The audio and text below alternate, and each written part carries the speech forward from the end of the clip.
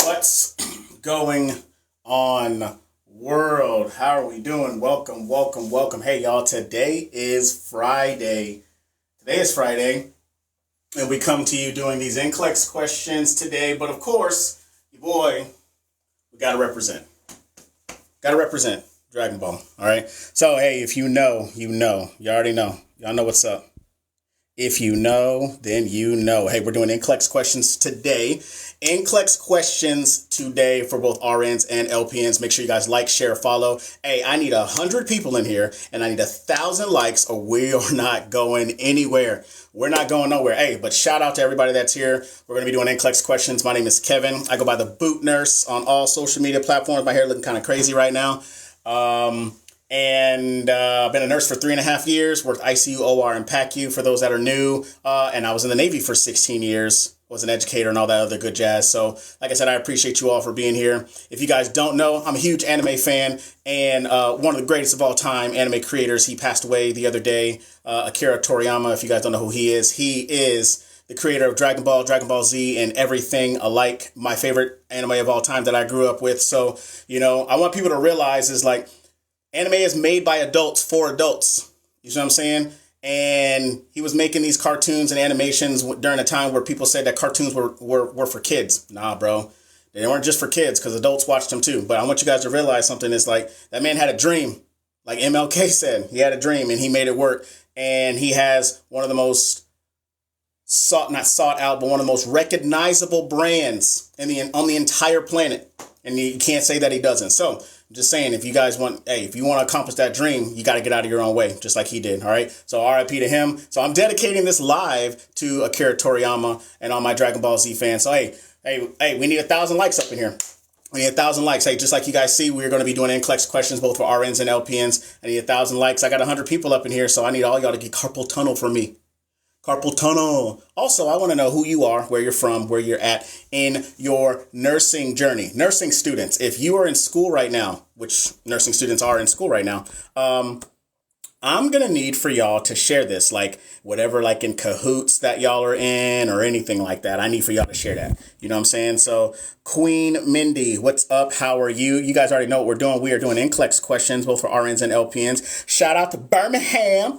All right. So Elizabeth said I graduated my BSN in May. Shout out to you, Elizabeth. All right. But here we go, y'all. We're going to jump into these questions right now. Hey, so here we go. Question number 1, the nurse is providing discharge teaching for a client with leukemia. The client should be told to avoid what? Using oil or cream based soaps, flossing between the teeth, the intake of salt, or using an electric razor. What are we thinking? What are we thinking? Hey, shout out to everybody that's here. Hey, we're on the road to 10,000 likes. Hey, I'm just saying, if we don't have 10,000 likes by the time we get to question number 10, I'm going to start acting like Monique and my throat hurts.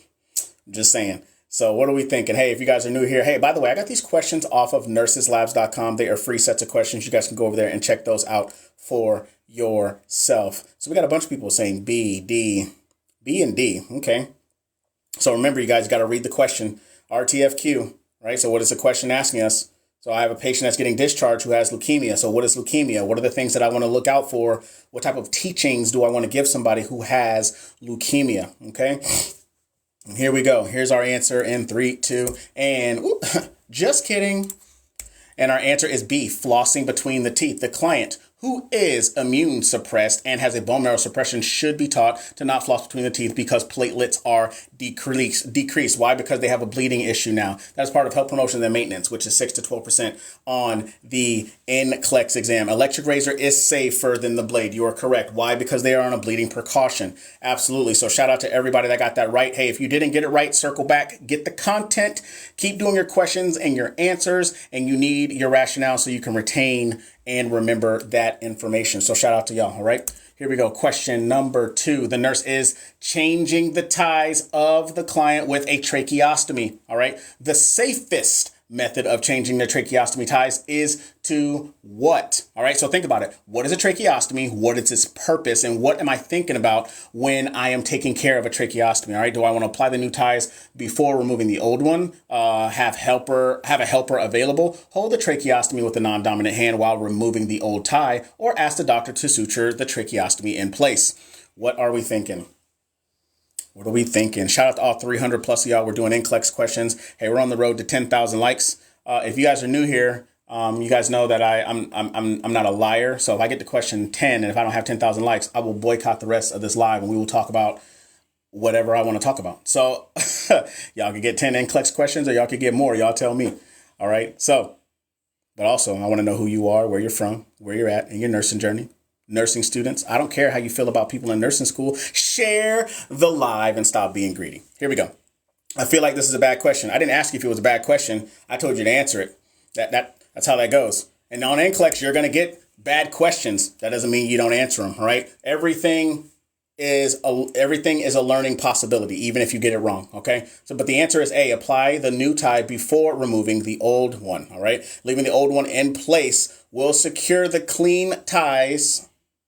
Prevents inadvertent dislodgement of the tracheostomy tube. That is part of reduction of risk potential. Reduction of risk potential, all right, which is 9 to 15% on the NCLEX, making it, that's the fourth largest section on the NCLEX exam. LOL, I took my NCLEX 2 years ago, but studying for my CEN. Shout out to you, Sav. Shout out to you. Get your certified emergency nursing, big money. Shout out to respiratory. I see you, Alex. All right, hey, so remember, reduction of risk potential. All right. The whole thing is I want to try to prevent as much injury to my patient while I'm trying to provide care to them. OK, here we go. Question number 3. The nurse is monitoring a client following a lung resection. The hourly output from the chest tube is 300 mLs. The nurse should give priority to what? Turning the client to the left side, milking the tube to ensure patency, slowing the IV infusion, or notifying the physician. What are we thinking? Whoa, hold on. Somebody just told me something. Passed my NCLEX on Monday. Thank you for these lives. Les, shout out to you. And somebody else just told me too. Is it Gabriella? I just passed my NCLEX on Tuesday. Hey, so I got 2 people in a row that just passed NCLEX. It's Les and Gabriella. Hopefully I said your name right. Hey, those 2 individuals, congratulations to you. Welcome to the greatest shit show on earth, known as being a nurse, whether you're an RN or an LPN. Congratulations to you both. If there's a piece of advice that you could give to everybody here, what advice would that be in regards to conquering the NCLEX? All right. And once again, congratulations to you both. But let us see what the answer is. Kenna on air, you passed your NCLEX? Shout out to you, Kenna. Y'all already know what the deal is. That's 3. Shout out to Kenna for passing the NCLEX. Welcome to the greatest shit show on earth, ma'am, known as being a nurse. If there's a piece of advice that you could give, what advice would that be? Shout out to the gang. I see AJ up in there. AJ, my man, Mr. New CVICU nurse. I see y'all. Hey, y'all come here. Y'all get all the love and y'all get all the praise, okay? So congratulations to everybody that passed their NCLEX. All right, notifying the physician is the answer, which is choice D. The output of 300 mLs is indicative of hemorrhage and should be reported immediately. That is reduction of risk potential. Reduction of risk potential, which is 9 to 15% on the NCLEX exam. All right, so shout out to all y'all that got that question right. My guy. Hey, but hey, look, I love it when people come back here and they tell me that these lives have helped them or, the free download helped them. Like, I love that because y'all should tell people that y'all passed. People don't realize how important this exam is. Everybody's so quiet to keep stuff to themselves, right? No. Tell people about the journey. That way other people can understand what they need to do for themselves going forward, which is why I tell people about my journey. All right. So shout out to y'all. Question number 4. The infant is admitted to the unit with tetralogy of Fallot. The nurse would anticipate an order for which medication? All right. So first of all, let's talk about what is tetralogy of Fallot, right? Once I understand what that is, what other congenital issues happen within that? What does it consist of? All right. And then once you figure out what it is, what medication is best used for it? Is it DIG, epinephrine, amiophylline, or atropine? What are we thinking? Everybody's screaming A at me. Gang, Kevin's really she better true Monday. Hey, let them know, AJ. Let them know what's up. Hey, if you guys are new here, welcome. We're doing NCLEX questions. I got them off nurseslabs.com. They are free sets of questions. You guys can go over there and check those out for yourself. Also, if you're a nursing student and you hate those dreaded care plans, they got care plans over there to, essentially help you navigate, how to create a care plan. I don't care if you feel like they're outdated. I don't care if you feel like they're stupid. Shut up and do them. It's a part of the curriculum. The fastest way to get through nursing school is to graduate instead of going against the grain. Just saying. All right. Fast way to get through nursing school is to graduate. All right. But the answer is A. It is digoxin. All right. The infant of tetralogy of Fallot involves 4 heart defects: a large ventricular septal defect, pulmonary stenosis, right ventricular hypertrophy, or an overriding aorta. He will be treated with digoxin to slow and strengthen the heart. That is part of pharmacological and parenteral therapies, which is the second largest section on the NCLEX at 13 to 19%. All right. Hey, even though pharmacology is the second largest section, I'm telling you right now, by far, by all of the surveys that I've taken, pharmacology is by far the hardest section for most people. All right. So don't slip on pharm. You have to know it. You got to know pharm. OK, you have got to know pharm. Bryce says, nursing school, any tips to keep going? I'm burning out. Get into a study group and split the work up.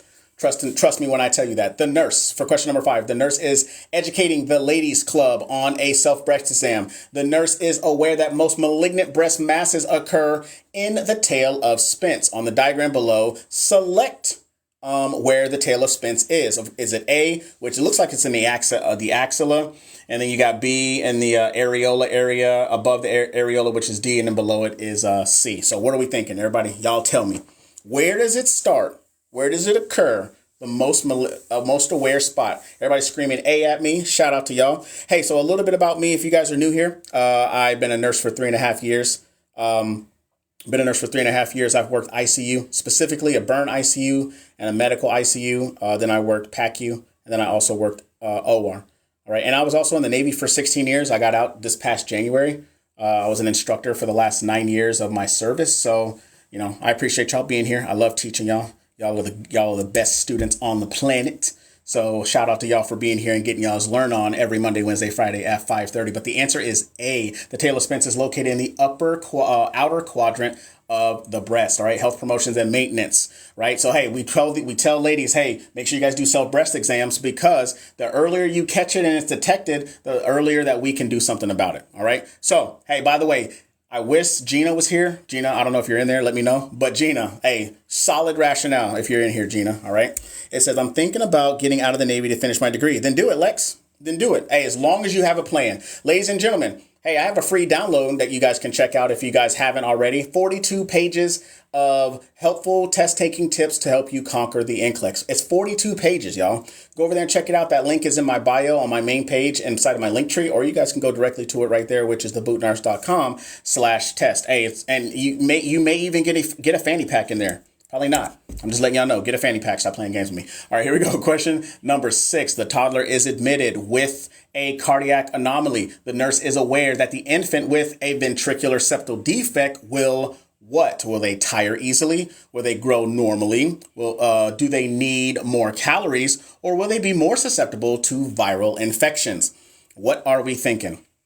Isabella is saying A. Cass is saying A. All right. Everybody's screaming A at me. Okay. A lot of times you can find out exactly what they're asking you. It comes from the question. They have a cardiac anomaly, ventricular septal defect. Okay, that's telling me that they have cardiac issues. What's a really big issue when you have inadequate perfusion of your heart? A, poor systemic circulation. Look at you. Is it Nana? I have a Nana. She's old, though. I'm just letting you know. Yep, comes from the question in this way. Exactly. But then even in all of them, even in all the questions, the answers are there. People just don't read the questions. And that's why I tell you to read the effing question. Y'all know what it is. Y'all know A. If you know the acronym, drop it in the chat. But the answer is A. All right. It is it tires easily.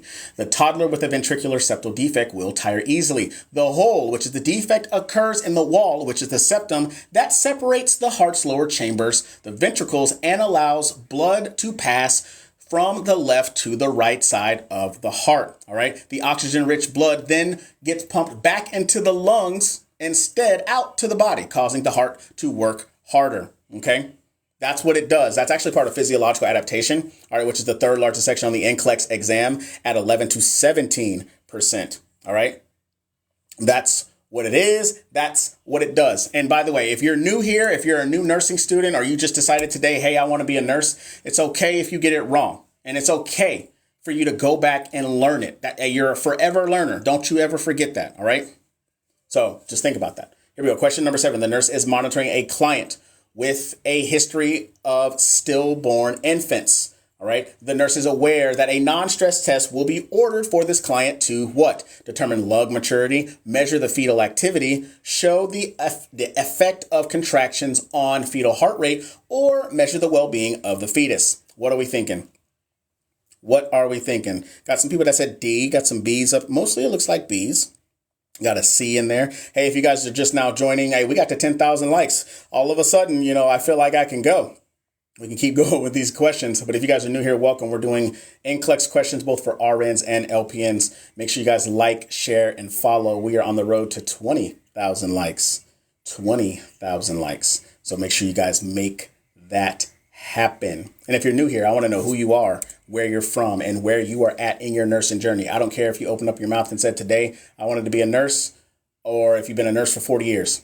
And if you're not a nurse, what are you doing here hanging out with us? But the answer is B, measure the fetal activity. A non-stress test determines periodic movement of the fetus. Anybody that's a part of my NCLEX course knows that I just went over maternal health, and I just went over this the other day. So just saying, reduction of risk potential, which is 9 to 15% on the NCLEX. All right. I want to be an LPN. Okay. What are you doing what actionable steps are you doing to make that happen?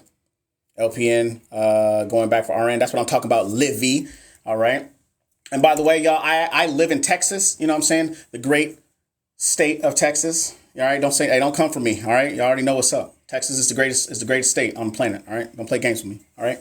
But hey, like I said, I want to know where y'all are from. Y'all keep dropping it in the chat. But question number 8, the nurse is evaluating the client who was admitted 8 hours ago for the induction of labor. The following graph is noted on the monitor. Which action should be taken first?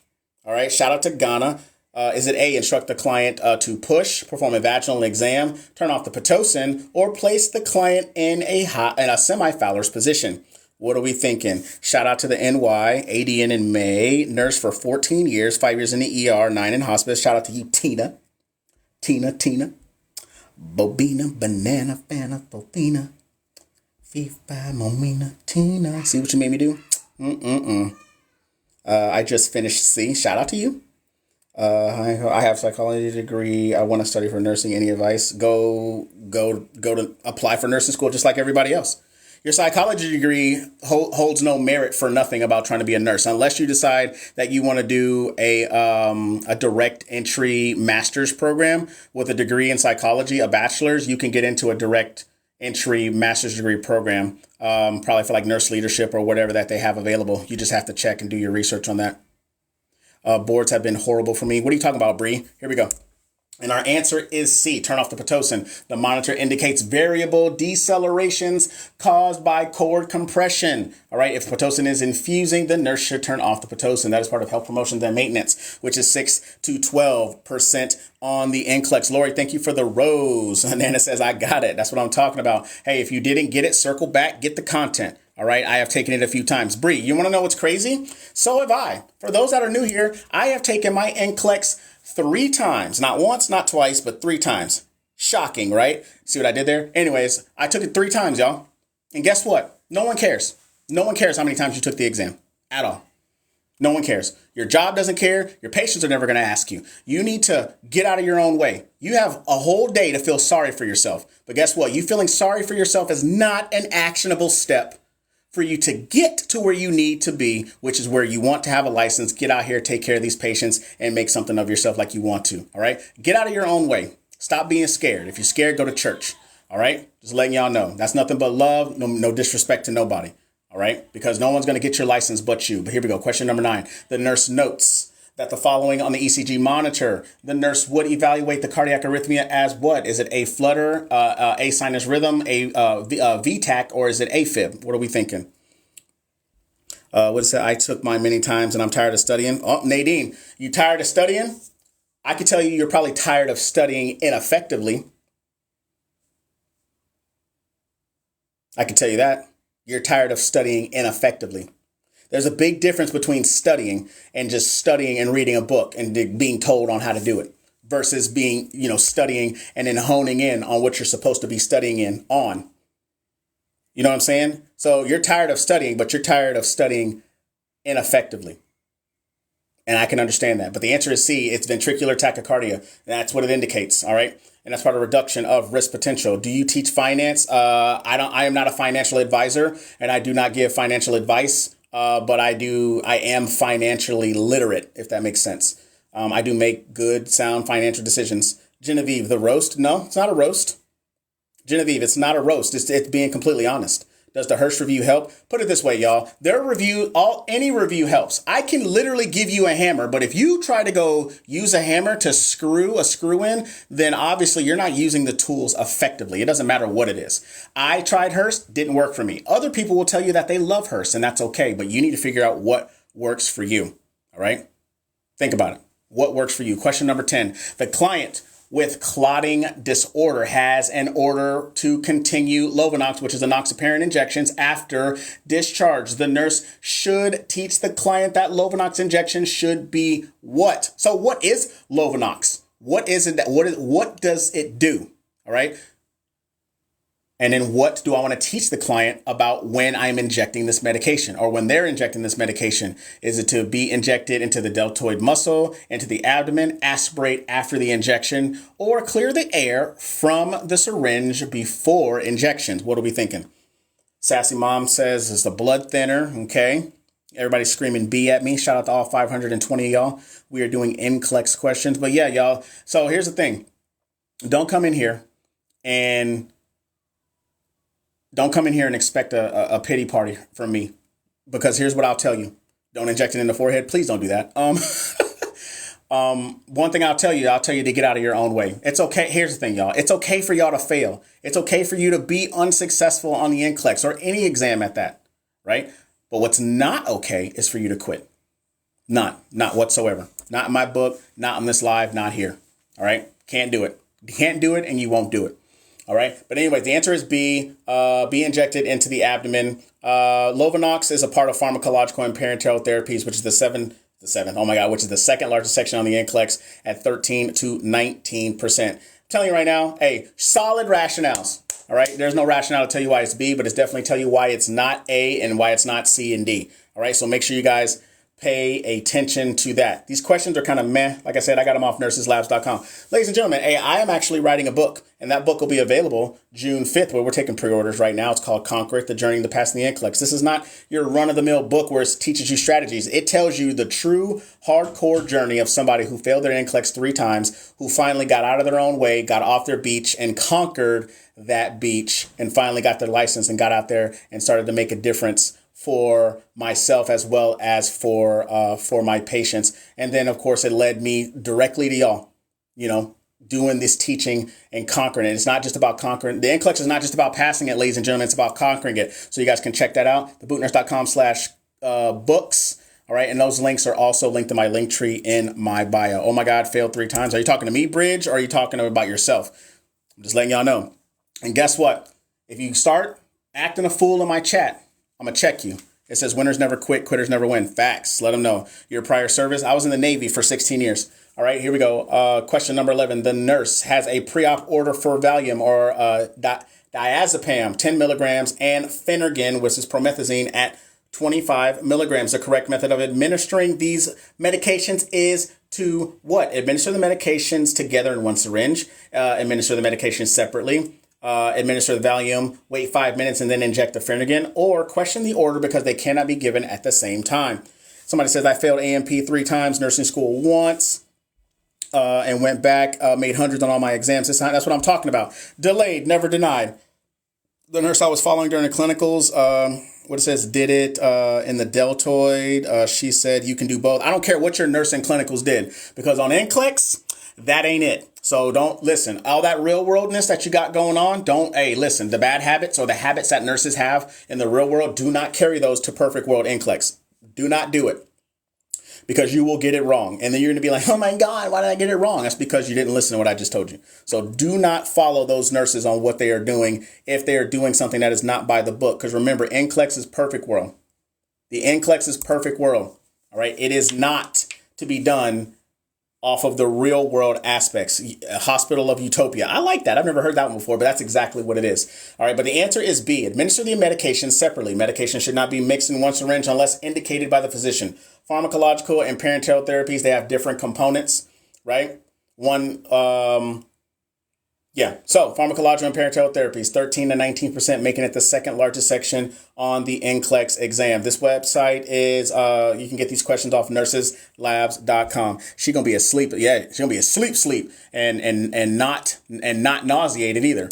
Right. So here we go. Question number 12. A client with frequent urinary tract infections asks the nurse how she can prevent the reoccurrence.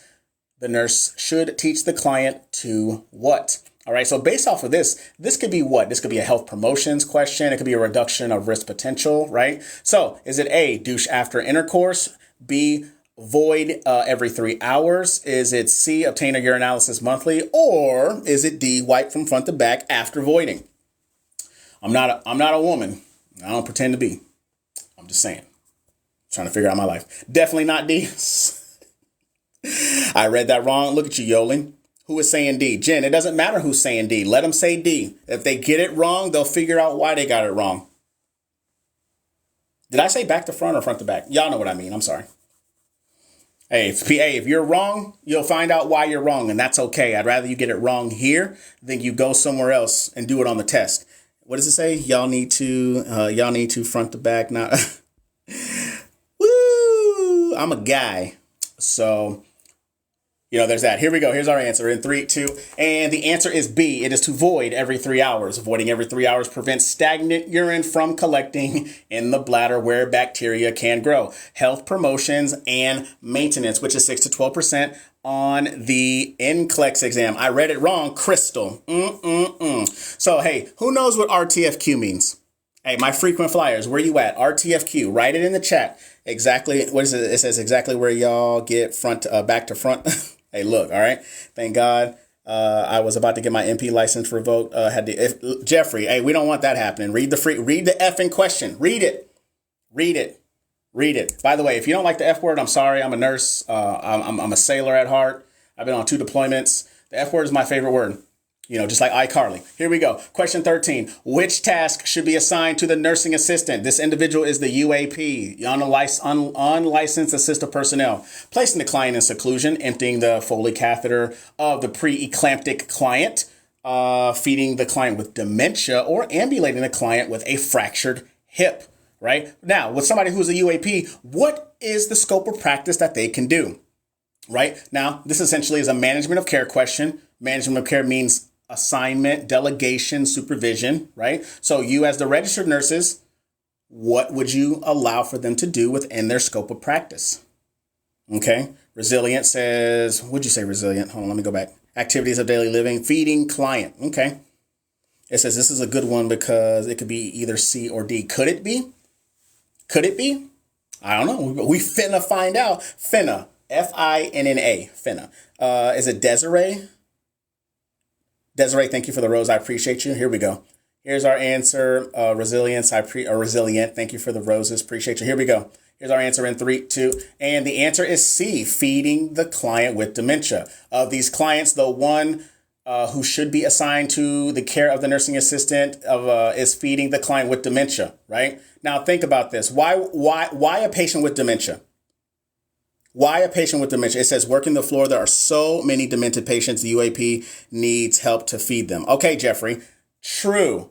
And I said this was a management of care question, right? Now, somebody who's a male nurse, chronic, because they're chronic and they're stable. Now, if I'm trying to tell you to feed a client who had a stroke 2 hours ago, probably not, right? That's probably not I don't want to give that to the UAP because this patient is still considered unstable. Does that make sense? It's definitely within their scope to do it because somebody who has dementia, that is an ongoing chronic issue. Okay? Versus if I tried to get you to do a stroke patient 3 hours ago, right? Remember, stable versus unstable, acute versus chronic, right? Expected versus non-expected, all right? Like that. UAP can't teach or give meds. You are correct. They cannot. All right? Hold on a second. Man, Hey, if you guys see anybody that says watch my videos or whatever, they're trying to sell nudies in the chat. And I don't know if they know how the internet works, but we get nudies for free. Here we go. Question number 14. The client has recently returned from having a thyroidectomy. Having a thyroidectomy. Hunter, I see you out there. The nurse should keep which of the following at the bedside? Is it a trach kit, a padded tongue blade, an endotracheal tube, or an airway? And by an airway, you mean like an oral airway. What are we thinking? I like you, Kip. I like you too. I don't know who you are, but whatever. You know. Shout out to all 499, 500 of y'all out here rocking. We're doing NCLEX questions. We're on the road to 30,000 likes. I need for y'all to get carpal tunnel for me. Stop playing games. All right. Get carpal tunnel for me. Make it happen.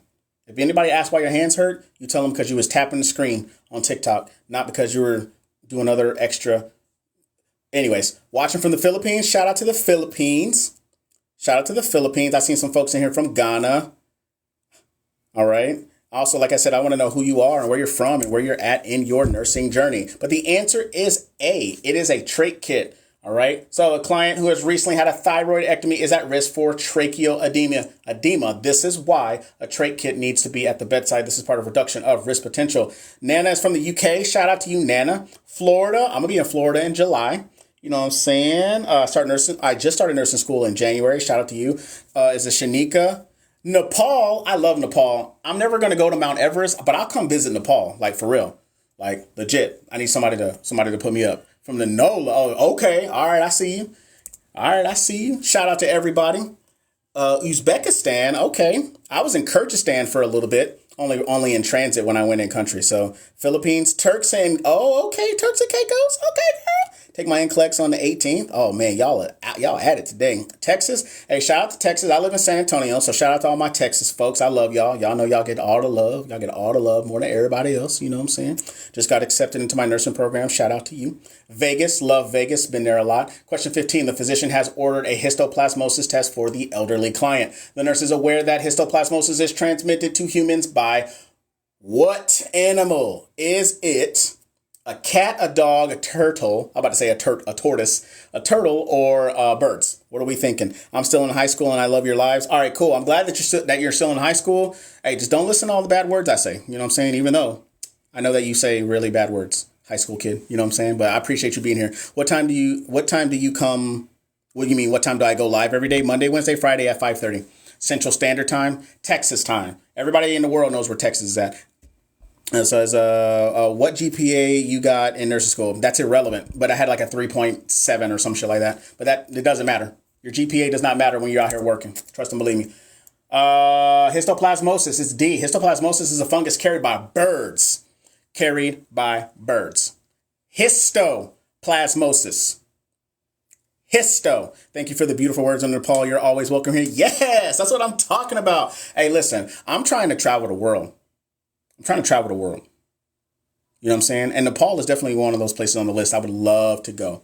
All right, I would love to go.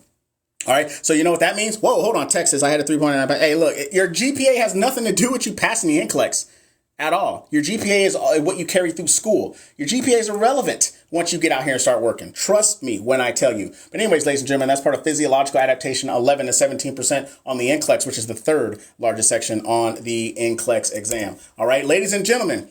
Hey, I have an NCLEX course. Yeah, that's right. I have an NCLEX course plus a community. It's like Facebook, but it's better because I'm in there all the time and I do live videos 2 to 3 times a week. And you can join it for $7.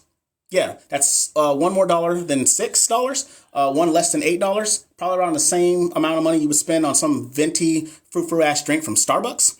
But you guys can jump in there for $7. $7 for 7 days. And then it goes up to $48 a month. So you guys can go over there and check that out. That's thebootnurse.com/special. We hang out, we talk about our wins. We talk about strategies. You get access to the on-demand course. You get all that good jazz.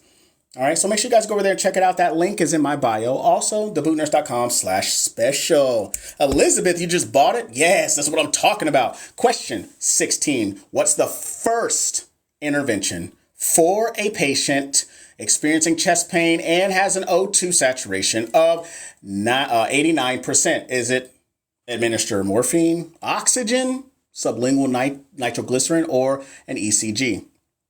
I don't know why that says ECC, nurses labs. They whatever. They just be doing what they want.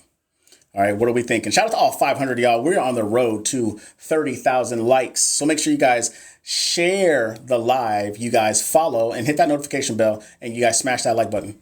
All right, that's a trifecta for me to get to the For You page. All right, I need to be on the For You page for you and other people. All right, so don't be greedy. Don't be greedy like that. You know what I'm saying? There's enough of Kevin to go around on TikTok. Don't be weird. Okay, here we go. Here we go, y'all. Here we go. Here's our answer. Here is our answer in 3, 2. And the answer is B. Give oxygen. Some people are just like, what? Give oxygen. All right. So administer supplemental oxygen to a patient is the first priority. Administer oxygen to increase the SpO2 to greater than 90% to prevent further cardiac damage as part of physiological adaptation, which is the third largest section on the NCLEX at 11 to 17%. Now, I know people are using their critical thinking. Hold on. Christina says, Kevin, please don't stop doing these lives. I just started my... No, I'm going to do these. So here's the thing. Just because... So it's not always Mona. It's not always Mona. Okay, depending on what is needed, it is not always Mona. All right, but Mona is just the starting point. Sometimes I can give morphine. Sometimes I can give oxygen. It all depends on what the question is asking you. Onam, whatever. Onam, Mona, whatever. It all depends on what the question is asking you. All right, who is Mona? Never mind. I ain't got nothing for you, Trisha. Is this for LPNs and RNs? This is for RNs and LPNs. All right. So question number 17, which of the following signs and symptoms usually signifies rapid expansion and impending rupture of an abdominal aortic aneurysm? Is it abdominal pain? Is it an absent pedal pulses? Is it chest pain or lower back pain? Mona Lisa, stop it. That's actually Michelangelo dressed up as a woman, but whatever. Shout out to y'all. Hey, shout out to y'all. Hey, if you guys are just now joining, we're doing NCLEX questions both for RNs and LPNs. I want to know who you are, where you're from, and where you're at in your nursing journey. A little bit about me. Been a nurse for 3.5 years. I worked ICU, OR, PACU. Was in the Navy for 16 years. I was a master instructor in the Navy. I taught 3.5 years in a surgical technology program. I was a BLS instructor, an ABLS instructor, an ACLS instructor. I taught tactical combat care, pre-hospital trauma. I'm a trauma nurse instructor now. I'm doing a lot. Christina says, thank you for your support. I appreciate your support. I appreciate everybody's support.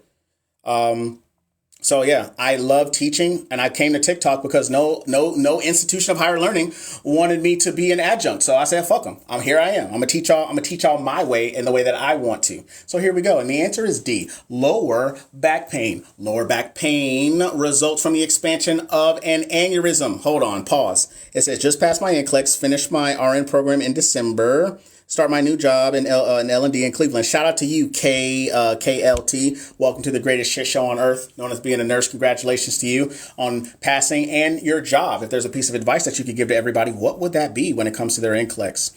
All right. Got my pinning on the 18th. So shout out to y'all. But anyways, physiological adaptation. All right, 11 to 17% on the NCLEX exam. Erica says, I'm in the Surg Tech program now, and I start nursing in August. Shout out to you. Hey, shout out to my Surg Techs. I deployed as a Surg Tech. I did a lot of life, limb, eyesight emergency surgeries, like, limb amputations, medevacs, casevacs. I got to fly in a helicopter a lot, so it was cool. I enjoyed that. But lower back pain results from the expansion of an aneurysm. The expansion applies pressure in the abdomen, and the pain is referred to the lower back. So shout out to everybody that got that right. Shout out to the Philippines. Laura says, D, been a nurse for 19 years and actually had this patient on the first day in urgent care, and he survived. I love that. I love to hear that. First patient I had came in via helicopter, died from COVID. So there's that. Here we go. Question 18. In which of the following types of cardiomyopathy does cardiac output remain normal? Is it A, obliterative? Is it restrictive, dilated, or hypertrophic? What are we thinking? Whoop, whoop. Cora says, I passed my NCLEX on Monday. Cora, shout out to you. You're number like 5 or 6 to come in here. Tell us that you passed your NCLEX. Cora, congratulations. Welcome to the greatest shit show on earth, known as being a nurse. I am very, very proud of you. All right. If there's a piece of advice that you could give to everybody here, ma'am, what would it be? What would it be? And once again, congratulations to you. All right. What is your advice to get the most out of clinical rotations when you are on med-surg unit? Honestly, don't stand in the wall. Don't stand in the wall. Don't be a wallflower, and be as engaging as possible and ask questions. What better way for you to get all of your questions asked than to ask somebody, a nurse that you're working with? All right. And the answer is D. It is hypertrophic. So hypertrophic cardiomyopathy is a condition in which there is a severe ventricular hypertrophy and poor diastolic filling in an autosomal dominant condition wherein the heart's muscle, asymmetrically increase in size and mass along the septum. The increase in the thickness of heart muscles reduce the size of the cavities of the ventricles, causing them to take a larger time to relax after systole. Cardiac output isn't affected by hypertrophy cardiomyopathy because the ventricle sizes remain relatively unchanged. That is part of physiological adaptation, which is 11 to 17% in the third largest section on the NCLEX exam. Amy, I love you. I see you over there. All right. Hey, so if you don't get that, hey, listen, physiological adaptation, I promise you, it is woven into everything.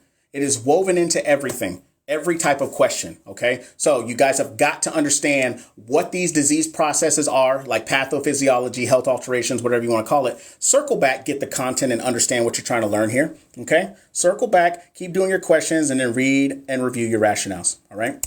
Here we go. Question number 19. Which of the following interventions should be your first priority? Keyword is first. When treating a patient experiencing chest pain while walking, is it A, have the patient sit down? B, get the patient back to bed? C, obtain an ECG? Or D, administer sublingual nitroglycerin? What are we thinking?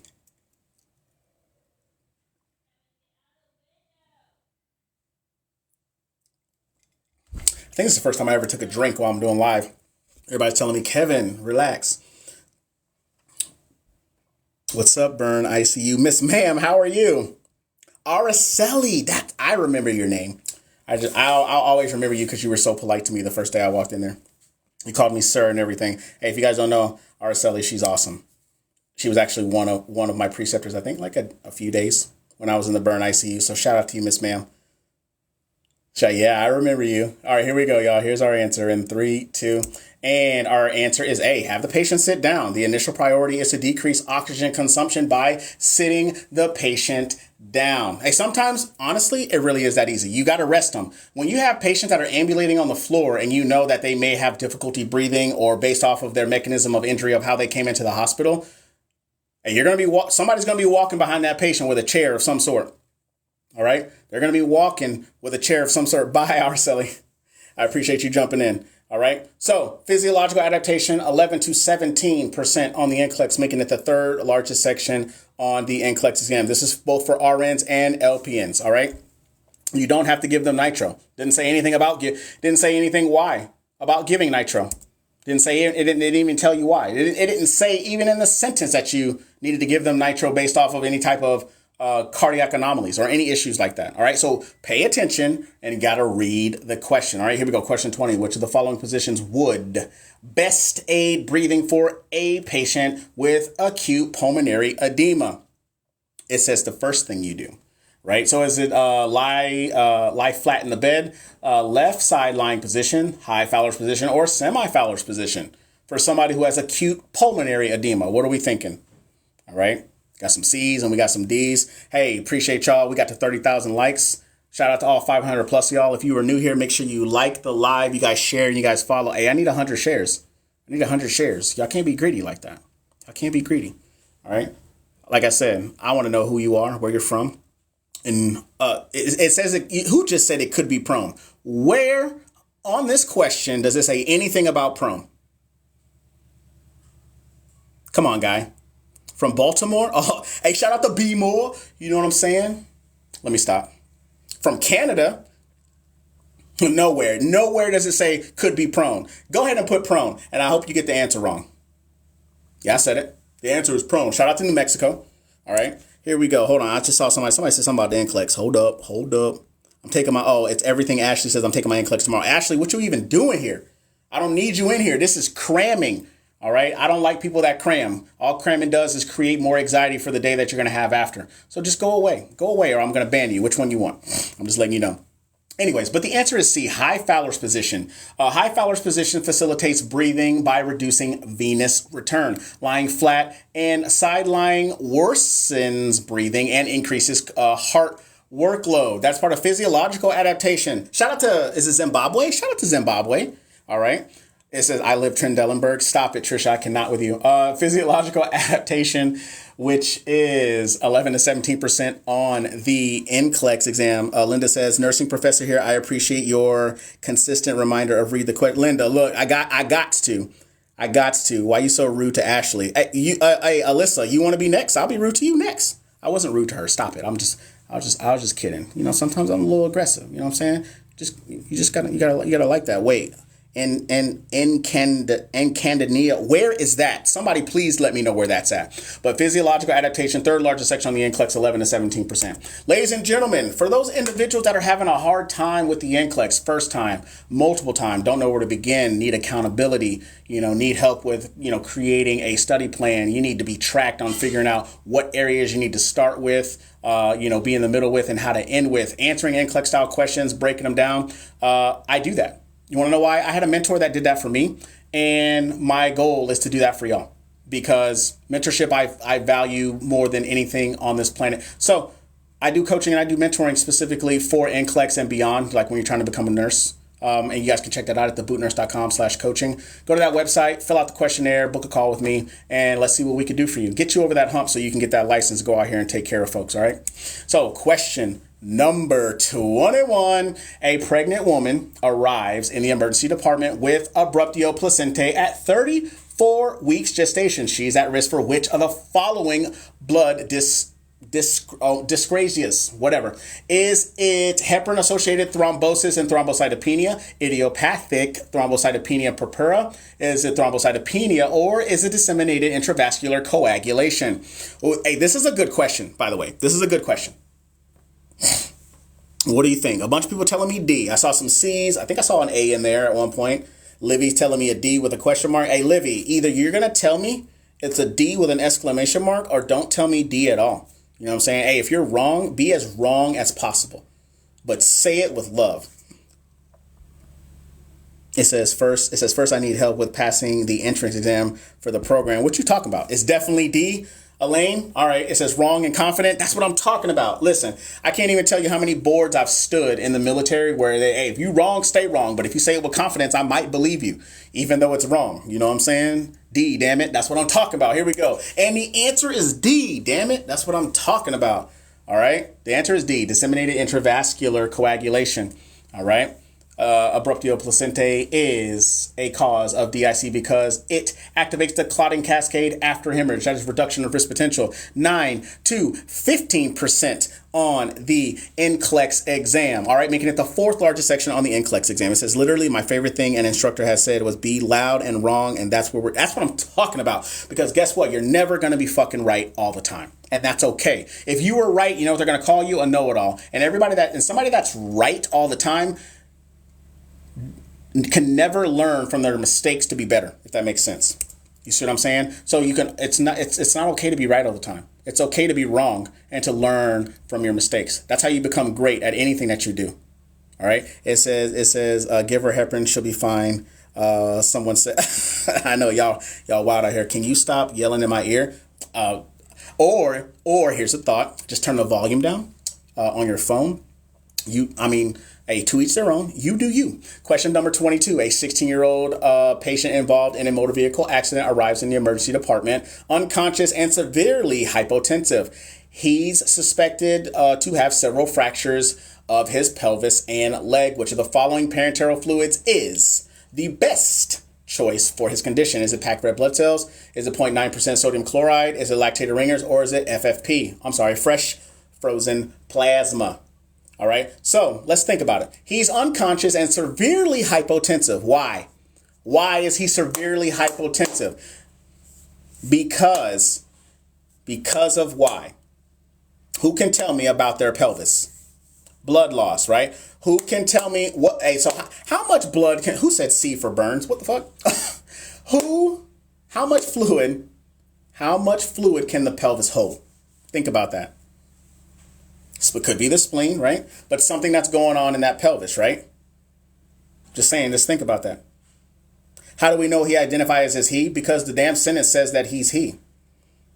Sorry. All right, here, I'll reread it. The Apache helicopter suspected to have severe pelvic and leg injuries. Does that make you happy? The fuck do you think this is? Oh my God. Answer the damn question. Here we go. And the answer is A. Oh my God. Hey, y'all about to get me canceled. But I'm okay with that. But the answer is A, packed red blood cells. In a trauma situation, the first blood product given is an unmatched O negative packed red blood cells, right? Why? Who can tell me why? I want to see it down in the comments, right? A physiological adaptation. This is so entertaining. Good. I'm glad. Right? Blood loss. True. There you go. Physiological adaptation, 11 to 17%, third largest section on the NCLEX exam. All right. Bleeding, blood loss, emergency, hypotension. That's what it said. It said he was hypotensive, right? Right. Bone fractures. But the biggest thing is that he was hypotensive, right? He was unconscious and he had injuries in his pelvis. Universal donors, massive blood transfusion, right? Universal donor, oxygen carrying cells. That's what I was looking for. Oxygen carrying cells. That's what there you go. Y'all are so motherfucking smart. I love it. Get me to 40,000 likes and stop playing games with me. All right, here we go. Question number 22. Corticosteroids are potent suppressors of the body's inflammatory response. Which of the following conditions or actions do they suppress? Is it Cushing syndrome, pain receptors, immune response, or neural transmissions? What are we thinking, y'all? Hey, shout out to all 600 of y'all. We're doing NCLEX questions. I appreciate y'all being here with me on this Friday. You could have been anywhere else, but you're here with me, and I appreciate that. All right. And I also want to know who you are, where you're from, and where you were at in your nursing journey. For those that are new, my name is Kevin. I go by the Boot Nurse on all social media platforms. I've been a nurse for 3.5 years. ICU, OR, and PACU is where I've worked. I was in the Navy for 16 years. Last 9 years of my naval career, I was a master instructor, and I taught a whole bunch of programs. So this led me to TikTok to start teaching y'all, mostly because nobody wanted to hire me. Shout out to the Virgin Islands, okay? Here we go. Question, and the answer is C, immune response. All right, corticosteroids. All right, suppress eosinophils, lymphocytes, and natural killer cells, inhibiting the natural inflammatory process in an infected or injured part of the body. This helps resolve inflammation, stabilizes lysosomal membranes, decreases capillary permeability, and depresses phagocytosis of tissues by white blood cells, thus blocking the release of more inflammatory material. That is part of pharmacological and parenteral therapies, which is the second largest section on NCLEX at 13 to 19%. Pharmacology, ladies and gentlemen, you got to know it. You got to know it. Pharmacology. Hey, I don't give a shit if you have to open up your phone, go on Up to Date or Hippocrates or whatever to make sure that a medication makes sense to you. And if it never makes sense, you better start asking questions. If it doesn't make sense, you better ask questions. You never, ever, ever give a medication blindly. Don't you ever fucking do it. You give a medication blindly, you're going to end up like Radon Devot. I'm just letting y'all know. Don't do that. But trust me, because the board will take that license fast as hell. And that hospital will throw you under that bus fast as hell. All right. So you better get into the routine right now. Amelia says Surge Tech, just getting in the nursing program. Shout out to you, Amelia. Hey, like I said, I was a Surge Tech instructor for 3.5 years. I loved it. That's what led me here. All right. Question number 24. All right. A patient infected with HIV begins zidovudine therapy. Which of the following statements best describes this drug's action? It stimulates the immune response. It destroys the outer wall of the virus and kills it. It intervenes with viral replication. It promotes excretion of viral antibodies. What are we thinking? Somebody just said that they're a pharmacist. I want your answer, pharmacist. I want a nice answer. All right. Don't be going out and start doing all these crazy ass words that we don't understand. All right. Dakota, why are you yelling at me with all the C's? All right. No idea, but C sounds right. Okay, that's fine. I'm a doctor. Megan, cool. I'm a doctor too, and I play one on TV. I'm just playing. But shout out to you for being a doctor. By the way, if you're not a nurse, what are you doing here hanging out with us? It says I'm not even studying in school for nursing, and it's just like this. That's what I'm talking about. Sorry, I'm hyped. That's okay. I got you, Dakota. No worries. Somebody said, I'm the Pope. Trisha, look. Never mind. I'm not going to say what I was going to say next. Y'all, you trying to get me in trouble. Amy, I love that you're learning because you're an honorary nurse. We talked about this already. Psych MP and you're funny. Look, that's what Jane. Jane Doe and you're a Psych MP. Nice name. I love that. All right, y'all. Here we go. Change my mind. Resilient says it's C. Why? Are you following the herd? What are we doing? All right, but the answer is C. It interferes with viral replication. All right, inhibits DNA synthesis in HIV, thus interfering with viral replication. The drug does not destroy the viral wall, stimulate the immune system, and or promote HIV antibody excretion. Solid rationale. All right, some rationales are extensive and some are not, and that's okay. Pharmacological and parenteral therapies, 19% on the NCLEX, making it the second largest section on the NCLEX exam. Was it resilient? Hey, look, you followed the herd and the herd got you there. I'm just saying, nothing but love. All right, here we go. Question number 25. A 20-year-old patient is being treated with pneumonia. All right, he or she or a helicopter, has a persistent cough and complains of severe pain on coughing. What could you tell him or her? Anyways, about to reduce their discomfort. All right. Is it hold your cough as much as possible? Place the head of the bed flat to help with coughing. Restrict fluids to help decrease the amount of sputum. Or is it to splint the chest wall with a pillow for comfort? What are we thinking?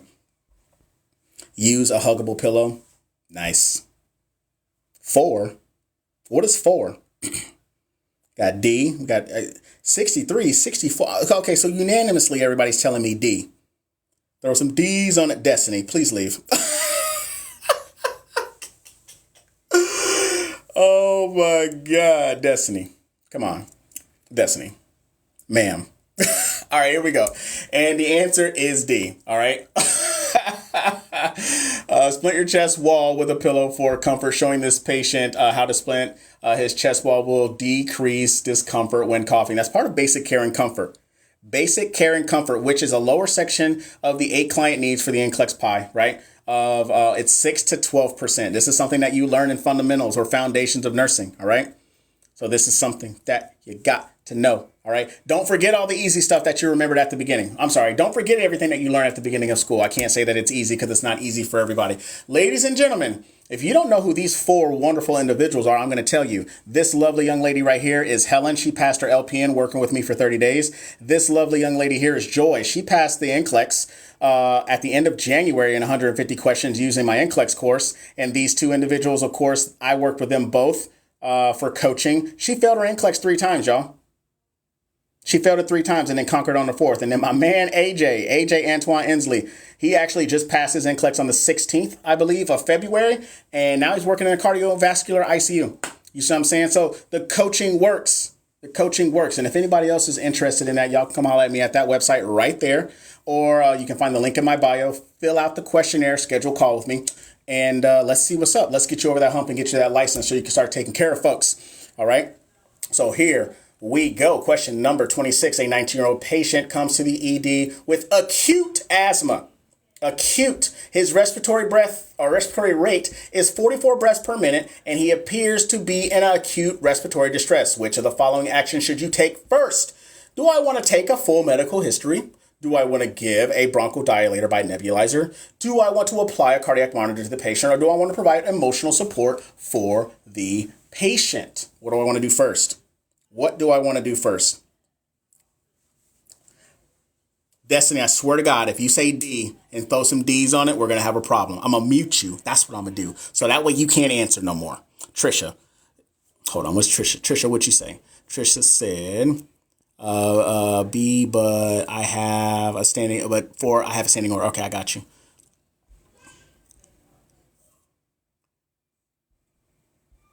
All right, what are we thinking? Definitely D, just kidding, don't mute me. Andy, so y'all want to play. Everybody want to play with me today. All right, we're about to figure out what the answer is. Here we go. In 3, 2, really? Elaine, really? Oh, you jumping in on that too? All right, cool, whatever. But the answer is B.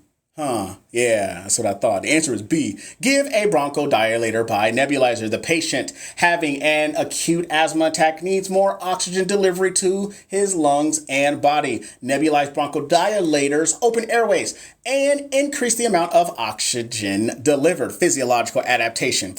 Physiological adaptation. Right? Which is 11 to 17% on the NCLEX, making it the third largest section on the NCLEX exam. Yes, ABCs. Something to remember about the ABCs is that ABCs also come with your LOC. Your level of consciousness can tell a lot about what's going on with your airway, your breathing, and your circulation. Okay? Just saying. I'm just saying the largest section on the NCLEX exam is management of care, 18 to 21%, which consists of priority, delegation, assignment, supervision. That's what it consists of. Who can do what? Who's going to die if I'm not going to see them first? And what are the best things that I should do if I could leave the room and never come back? What would it be? Type deal, right? So here we go. Question 27. A firefighter who was involved in extinguishing a house fire is being treated for smoke inhalation. He develops severe hypoxia 48 hours after the incident, requiring intubation and mechanical ventilation. Which of the following conditions has he most likely developed? Oh my God, my favorite word. Is it atelectasis or atelectasis? Atelectasis, pneumonia, bronchitis, or is it acute respiratory distress syndrome? D, F. There's no F on here, silly. What are we talking about? Oh, okay, I got you. All right, we got D's. Workers' comp, Trisha, leave. Goodbye. Throw some D. I knew it. You said, oh, you think? Oh, so Destiny's over here trying to tell you to throw some D's on it and she ain't even sure. Look at you. I can't. 1, 2, 3. No. Okay, what are we thinking? Y'all? Hey, if you guys are new here, welcome. We're doing NCLEX questions and we cutting up in here. Y'all know how we do. Make sure you guys like, make sure you guys share, make sure you guys follow. All right. Hey, make sure you guys give me the 50,000 likes. Stop playing games with me. If I don't get 50,000 likes within the next 30 seconds, my throat gonna hurt and I ain't gonna know how to talk. I'm just saying. All right. RT in the house. Hey, shout out to all my respiratory therapists. I love y'all. I learned everything I ever needed to learn from the vent from an RT. By the way, if any of y'all are going to the ICU, y'all better become best friends with RTs. I'm telling you right now. It says, oh, I've been watching before. Whoa. Take my NCLEX starting on Monday. Whoa. Before taking my NCLEX, now starting as RN Litzy. That's what I'm talking about.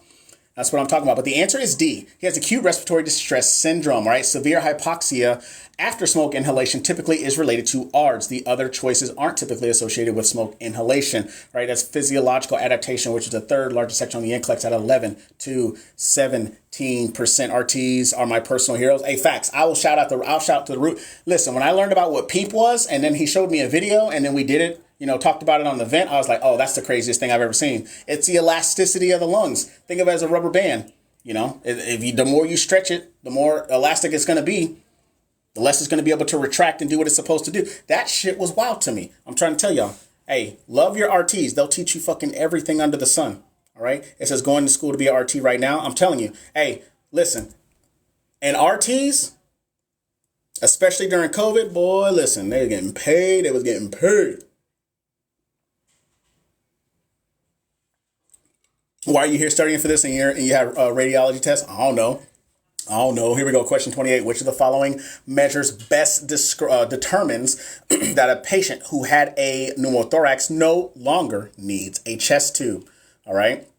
So which one of these reasons are telling me that this chest tube can be taken out? You see a lot of drainage from the chest tube. ABGs are normal. The X-ray continues to show that the lung is 35% deflated, not dilated, or the water seal chamber doesn't fluctuate when no suction is applied.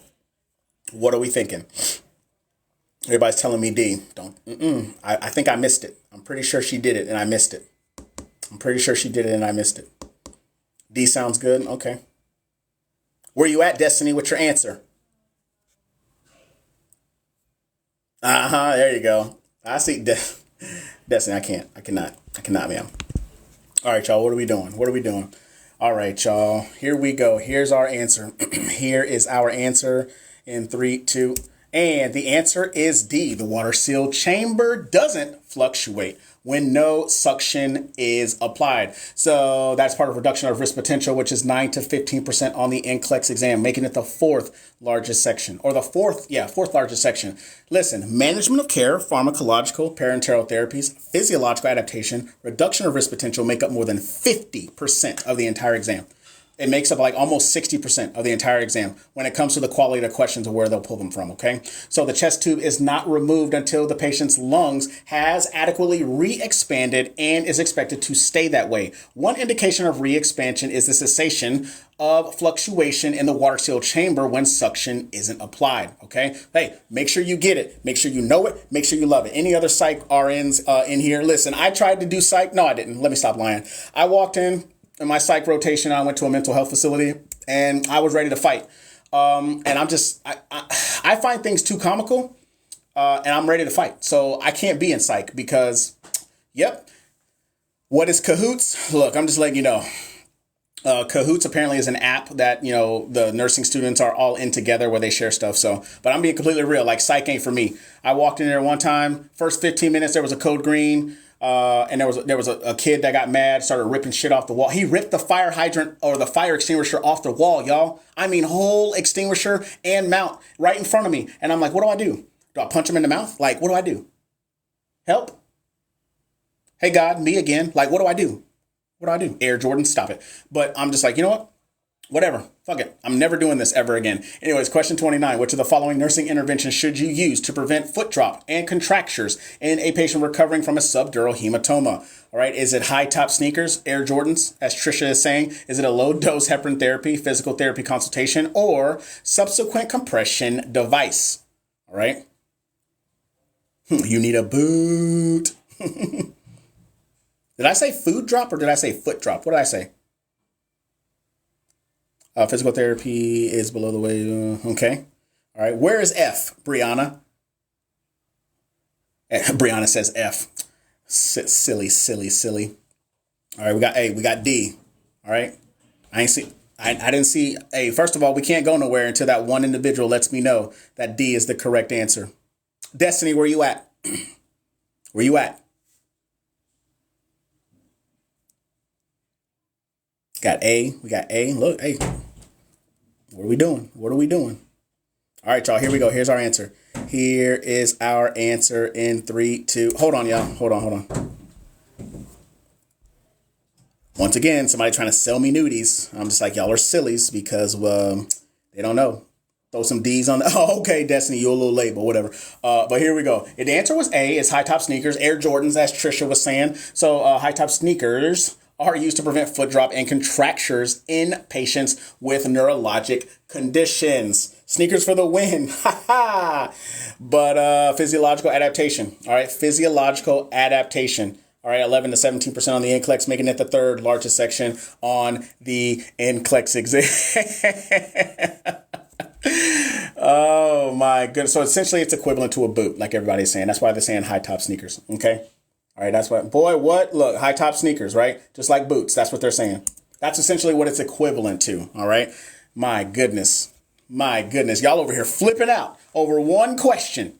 And one question is not going to determine if you fail on NCLEX. Trust and believe me. It is the trend that you set on NCLEX that will cause you to fail because it's computer adaptive. Every question is going to be different and it's based off of the previous question that you answered. All right. Question number 30. Which of the following signs of increased intracranial pressure would appear first after head trauma? Is it bradycardia, large amounts of very diluted urine, restlessness and confusion, or widened pulse pressure? What are we thinking? Everybody screaming C at me. Everybody. Change in LOC. Oh, okay. All right. C, my unusual state. Stop drinking all that wine then, Trisha.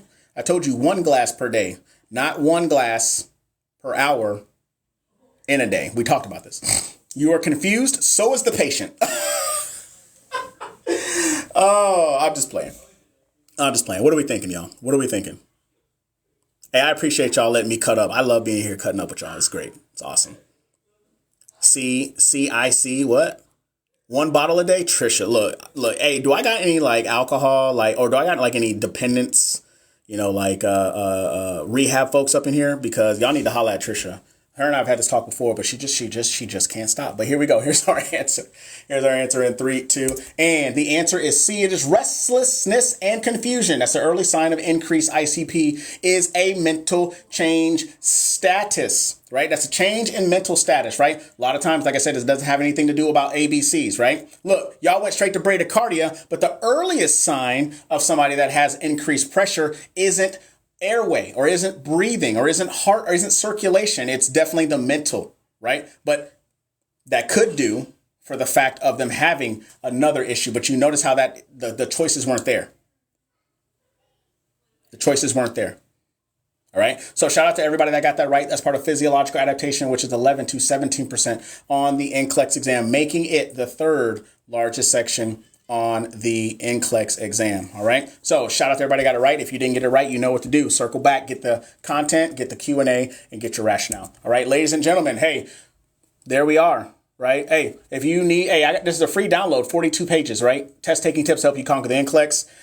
Then I have an ebook too. It's like over 700 pages. We do EKG interpretations. We have pharmacology over there, some delegation management assignment questions over there, over 700 pages of just deliciousness, minus the fanny pack, because that's mine. Get your own 7-day NCLEX course. You guys can join for $7. Yes, $7. One more than 6, one less than 8. You can check that out. Those links are in my bio. Also, if you need coaching 101, check that out over there as well.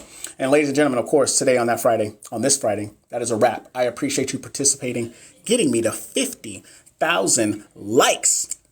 I love it. Hey, by the way, if y'all see me in other people's chats, like Nurse Larissa, or, Nurse Glamour, Miss Amber, our NCLEX strategist, or A Bless RN, hey, don't be afraid. Don't be afraid, because y'all know I'll be up in there. You know what I'm saying? Those the homies. So stop playing games with me. Nurse Erica, you know what I'm saying? Those the homies. Stop playing with me. All right. Anyways, nurseslabs.com is where I got these questions from. All right. So you guys can go over there. You guys can check those out for yourself. Once again, 7-day NCLEX course. Join it for $7. Check out the NCLEX course. There's 2 of them. One that breaks down the client needs sections. And then there's a next generation NCLEX review where it's like 4 hours long, broken up into 30 minutes, because who the hell wants to sit there for 4 hours straight? You would lose your mind. You know what I'm saying? So you can check that out. bootnurse.com/special. Free download over there. Don't forget you can pre-order Conquer It, which is my book, the Journey to Conquering the NCLEX, because it begins with you. You have to get off your beach. All right. And of course, if you're looking for one-on-one coaching, check me out at thebootnurse.com/coaching. Listen, hey, first of all, hey, don't worry about him. All right. Don't worry about him. He cry all the time. He's terrible twos. You know what I'm saying? I'm looking kind of crazy right now. You know what I'm saying? Hey, what? Hey, I'm dedicating this live to one of the greatest anime creators of all time, Akira Toriyama. He passed away a couple of days ago. I think he was 68 years old, if I remember looking at that right. So, represent. I wore my Dragon Ball Z shirt all day. You know what I'm saying? So shout out to Akira Toriyama. And if you guys don't know, hey, he did anime. You know what I'm saying? Us as kids, favorite anime growing up. You know what I'm saying? We all got them. So Nurse Sugar is amazing too. You guys are heaven sent. Grace, once again, staying in the background. R.I.P. That's sad. Yeah, he passed away. He was my bro. Loved him. Hey, facts. I saw that. Yeah, he had a brain aneurysm. Okay, yeah, that's sad. Too young. Yeah, too young. Usually sign up a thank you for these. Love these lives. Ellie, I'm glad that you like them. Thank Dragon Ball Z fan here. That's what I'm talking about. Hey, so for all those that are still hanging out, I'm going to answer you guys some questions, whatever questions that you guys have. Like I said, if you guys just joined, you just missed where I went over NCLEX questions. We do them every Monday, Wednesday, Friday at 5:30. Christina says, who are some of the other people that we can follow as RNs and LP and go-getters? You got Nurse Larissa. That Miss Larissa over there will show you how to get the money, baby. Let me tell you. You got Nurse Glamour. She does NCLEX as well. You got Nurse Erica, Nurse Rachel. You got Nurse Sugar, who I just found out about. You got A Blessed RN. That woman will break down. Look, when I tell you that she know how to do dosage calculations, let me tell you. It says, I love these lives. It keeps my medical brain sharp. That's what I'm talking about, Kim. Keep that brain sharp. Yes, I love Nurse Sugar. I have not found or seen Nurse Sugar. I'll have to look her up. Do you know anything about the bridge program and how it works? Well, in order for you to bridge, you have to already be an LPN with an experience that I know of in order for you to do that. What days do you do live? Monday, Wednesday, Friday, 5:30 Central Standard Time. Nurse Sugar is awesome. Yeah, I'm going to have to check her out. I'm going to have to check her out for sure. But what questions do you guys have? You guys have about NCLEX, about getting into nursing school, getting out of nursing school, starting your first job, anything like that? Christina says, thank you so much. You're very welcome. God bless you and your family. God bless you. I appreciate you being here. Elaine, you are very welcome. You're very welcome. What else? Thank you. Martine, you're welcome. Wait, who's the nurse who does the dosage calculation? That's a blessed nurse, or I'm sorry, a blessed RN. That's what the name is. Thank you for your support. I appreciate y'all being here. Like, I've been doing TikTok like for almost a year, like doing these lives, but I didn't start doing questions and answers probably about until like July. So, and I really realized that's where it was. That's where it was for me. How many hours do you recommend studying every day? Everybody is different, but if you want me to give you a very blanket statement, 4 to 6 hours a day. I had somebody flat out tell me you need to be studying 15 hours a day. Bitch, where? I got a whole fucking family in there. I had a whole fucking job. And that's when I was working 12 hours a day. Bitch, where the fuck I'm gonna spend? Huh? What? Make it make sense. Like, are you serious? So 4 to 6 hours. 4 to 6 hours, and you have to study effectively. You have to study effectively. All right? So just letting y'all know. I have pinning on the 18th. I'm so excited. I'm excited for you. That's a big, people don't realize is that it's a big deal. Like, you don't just go, find a scammer online, tell them you want to be a nurse, give them $15,000 and then get a license and then go out there and work and then get caught by, I'm sorry, what? I kind of went off on a tangent. Anyways, a real nurse will have to go through all those headaches. And then once you get to that point of a pinning ceremony, and you graduate and you get that license, everything that you've done from the moment you open your mouth that you say you want to become a nurse to the moment that you got your license, that's one part of the journey that's over. So you have to be proud of that accomplishment. So be proud that pinning ceremony is coming. All right. Is it Carrie Berry, or Kerberry? Sorry. 4 to 6 hours per day for how many days and months? You should not be studying no longer than 90 days. If you study more than 90 days, then you have a problem. But I say no longer than 90 days, or you should give yourself at least 30 days. If you're coming right out of school, you should be studying all the way up until it says graduated 3 years ago, still haven't taken my NCLEX, starting to study again. Thank you for doing this. You're very welcome, Jenny. Hey, go forth and do your thing. All right. Remember, it's all about studying effectively. Know thy enemy, and your enemy is the NCLEX. I'm telling you right now, I know where the fucking testing center is. I know what the testing center looks like. I know exactly how the process is going to go. Carlia, thank you for the friendship. I appreciate you. I know exactly what it looks like. So if I already know thy enemy, I know how to train to defeat thy enemy. All right. So know that's the purpose of it. All right. So what other questions do you guys have? And you got to get out of your own way. You really, really have got to get out of your own way. People fail and they're just like, I don't know what my problem is. No, you do know what your problem is. It just takes somebody who doesn't know you to tell you what your problem is. And I'll tell you, I gain nothing from lying to none of y'all about what your issues are. Because how do you expect to do better if you don't know what issues that you have? You know what I mean? So, is it Nasib? It says, I failed my second attempt. How much time I need to spend with your live class or one-on-one? That depends. I've literally coached people for 7 days. They've passed. 14 days they've passed. 21, 30, 45, 60, and 90. So it all just depends. I will never coach anybody more than 90 days for NCLEX, because at this point, you're not picking up what I'm putting down. And that's telling me that you aren't coachable. But usually I try to fix that before we even get any further. But it all really just depends on you and your learning style. I meet you where you are, and then we build from there. I had IBS getting ready. I had IBS getting ready to take my NCLEX. You will do fine. It wasn't as bad as I thought. It's not. So in hindsight, after the fact, it's not as bad as you think. I just finished ATI green light. I don't know is what to focus on before NCLEX. I've never taken ATI. I feel very bad that you have to take that. I took HESI, which is no fucking better. So here's what I'll tell you is it Stepstone or Stepstone? I will say to you is to start studying the section that you have the most difficulty with. So if it's pharmacology, start there. If it's maternal, newborn, start there. Learn the content, do questions and answers, so on and so forth, and then work your way that way. Absolutely right. What's the best way to study meds? I have a hard time remembering. Okay, so you need to know where they fall under and their suffixes. So I'll use cardiac meds. Cardiac meds are as follows. You have your ARBs, ACE inhibitors, beta blockers, calcium channel blockers, DIG, diuretics, nitroglycerin, so on and so forth, right? Calcium channel blockers are PRILs, PRIL, right? Beta blockers are LOLs. I know that they all have to do something with the heart, but then in particular, what do? Do they slow the heart rate down, right? Do they dilate the blood vessels? Do they strengthen the heart and contractility? What are the safety implications, right? Did I check my vital signs before I gave this med? So on and so forth. That's how I would study them. The family that they are, which is the cardiac, the suffixes, which is at the end, right? Every beta blocker is an LOL. Every LOL is a beta blocker. You see what I'm saying? So that's how you would study them. But pharmacology is all about memorization. But you need to know when it is added into the aspect of a patient what to be looking for.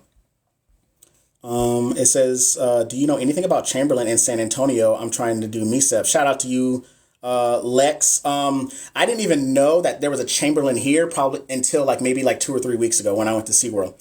I think Hunter, if Hunter's still here, he went to Chamberlain. Another buddy of mine, AJ, he also went to Chamberlain, but I hear a lot of good things about him. And they will take it. They'll take your, they know how MECEP works. They know how MECEP works. Could I apply for them as well? Failed first semester, didn't know how to study. Nothing will stick. So maybe it's the study method of how you're doing things. So think of what type of learner are you? Maybe you need flashcards. Maybe you're auditory. You know what I'm saying? But most of that is all about memorization. Don't ever stop these lives, please. I'm serious. I'm not, Christine, I ain't going nowhere. But when I'm deeper, I'm going to purchase. Okay, come find it. So I'm on my sixth attempt taking my NCLEX. I've been studying since January every day. Do you have any advice or any tips? I just found you on TikTok a week ago. Nadia, you're taking it for a sixth time. I think that you need some course correction. And I don't tell people that often, but I think you need course correction. 6 times, that means 5 times you didn't know what you were doing. 5 times that you're just walking out here like a lost puppy. So I think that you might need something. So I would recommend coming and talk to me. So see if we can get you kind of back on the straight and the narrow. My worst was basic care and comfort. Okay, thank you. Stepstone. Okay, I got you. Capstone. Yes, HESI was hard. I've heard HESI is actually harder than NCLEX. So HESI and ATI, all these prep courses are all harder than the NCLEX. It's meant to be. It's meant to make it harder for you. That way when you go into the NCLEX, it's easier. It's actually a psychological thing. Alyssa says, what advice do you have for someone who has ADHD and not great at taking tests? So the best way to get through your ADHD and anxiety of taking tests, honestly, is just to practice. Recreate the testing environment as if it is the actual testing center. Now, if you've been doing that and that doesn't work, I would recommend possibly seeking your physician to see if possibly you may need something else, because some people really have bad test anxiety and they have to get on medication. So I would recommend talking to your doctor about that. Did give you more bang for your buck. Never forget that. Facts. Candace says, thank you. Nadia says, I'm an LPN from Jamaica, new to the culture. How long do you think I should study before my exam? Again, I don't know exactly where you are, but you definitely want to give yourself at least 30 days, but no more than 90. Apply for first RN job before or passing. You can apply for your first RN. You can apply for your first RN job before, because they're going to anticipate you. They're going to anticipate you getting your license. So get your license, boom, jump into the job. I took it 2 times already. Hey, y'all, I've taken my NCLEX 4 times. 4 times. All right. And not only I failed at 3 and I took it on my 4th attempt and I passed. You know what I'm saying? So once again, you have to get out of your own way.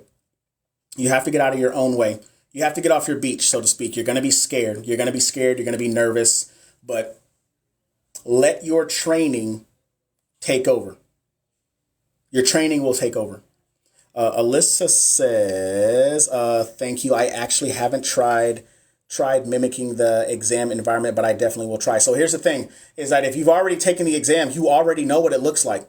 If you're blessed enough to have an office or an extra room or whatever, create the testing center. Computer, only computer, right? No phone, no drinks, no snacks, no nothing, right? Put all that shit away, come in here and only have up your quizzes. I don't care where you get them from. You can get them from Hearst, Kaplan, you can get them from Archer, UWorld. I don't give a shit where you get them from. You know, you just need to you need to get into the routine of creating what that looks like. You know, create the environment. That way, when you go there, you're going to be like, oh, I've been doing this already. No big deal. You see what I'm saying? What did you say? 4I78 says, I think ATI helps a lot because you can constantly go in and take the test, and that helps. So once again, it's about being consistent, getting into a routine and taking the exam. Like I said, there's a lot of different things that are out there that help people and things that don't. I had somebody that messaged me last night at midnight and told me that, hey, they used my program and it helped them pass. And I was just like, I love that for you. I really am like truly happy for you for that, you know? And some other people were just like, I tried other things and it didn't work. Well, I'm glad that this worked for you. You know, there are tools that are out there that work. It's just how are you going to use them? Mr. Nurse KC, any advice on getting nervous during clinicals? What do you mean? Like on how to like not be as nervous in clinicals? Hey, if you guys are just now joining, we did NCLEX questions. If you notice that I'm wearing a Dragon Ball Z shirt, shout out to Akira Toriyama, creator of the everything Dragon Ball series, passed away a couple days ago. Greatest anime of all time. Honestly, probably one of the biggest, if not biggest franchises in the world that is very recognizable. So shout out to him. He passed away. So, you know, dedicating this live to him. But anyways, what I want to know is like who you are, where you're from, where you're at in your nursing journey. What questions do you have? I'm going to hang out here for a couple of more minutes on this Friday. As well as, you know, like what questions do you have in regards to, you know, to nursing? And like I said, we did NCLEX questions. We do them Monday, Wednesday, Friday at 5:30. All right. And make sure you guys follow. Turn that notification bell on. So, you know, when I drop stuff, hey, I drop NCLEX question videos like every day, every other day. So you guys can check those out as well. Let me see. He's amazing. You're amazing. Let me see. It says, I'm not in school for RN yet, but I'm seriously thinking about it. I will be on your lives as much as possible. Cool. Hey, look, for 4I78, do you. All right. But if you're trying to go RN, I don't know exactly where you said you were in your journey, but hey, actionable steps in order for you to get there. Our instructors watch us perform every skill, med pass, etc. So sometimes they're standing over you and it makes you more nervous and making simple mistakes. Okay. Then that actually, unfortunately, kind of just comes with the territory. But the way to try to get over that nervousness is when you guys are in the sim labs, recreate it. Like, I kid you not, recreate somebody looking over your shoulder, and then watch when they do it. It's not even going to matter at that point. Kerberry says, apart from nursing labs, what other resources would you recommend? Well, I have an NCLEX course. You can check that out. Anybody can check that out. That's linked in my bio inside of my link tree. I go over, I actually break questions down just like how I do here on the live, but they're a little bit more in depth. And then I have content videos over there. I have 65 videos right now, and we're projected to drop another 30 videos in there in the next coming weeks. And then, of course, you know, you have your other ones like Archer, Mark Klimick, UWorld, Hearst, Remar Nursing, Kaplan, you know, a whole bunch of other ones that are out there. I took my NCLEX yesterday. I stopped at 85, and I'm a wreck in this waiting game. That's okay. I'm not even gonna lie to you. I don't care that you feel like you're a wreck right now, as long as you were not a wreck prior to taking that exam. All right? Is that too nice? Hey, you good? You are good to go. All right? Be a wreck, because when you get that exam, those results tomorrow, you're gonna be like, yes, Lord. All right, here I can go to work now. Right? That's how it's gonna be. 2 years. That's why I'm asking about the bridge program. Okay, now that makes more sense. That makes tons of more sense. But yeah, you have enough experience to get into to where they will allow you into a bridge program for sure. Hell, if you got 2 years, I'd say just do that shit now. If that's what you want to do, make it happen. I would look at Western Governors University. That's a really good one for a bridge program.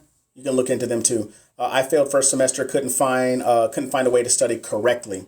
So First semester is usually like fundamentals and like health assessment and stuff like that's all. Honestly, that's all like memorization stuff.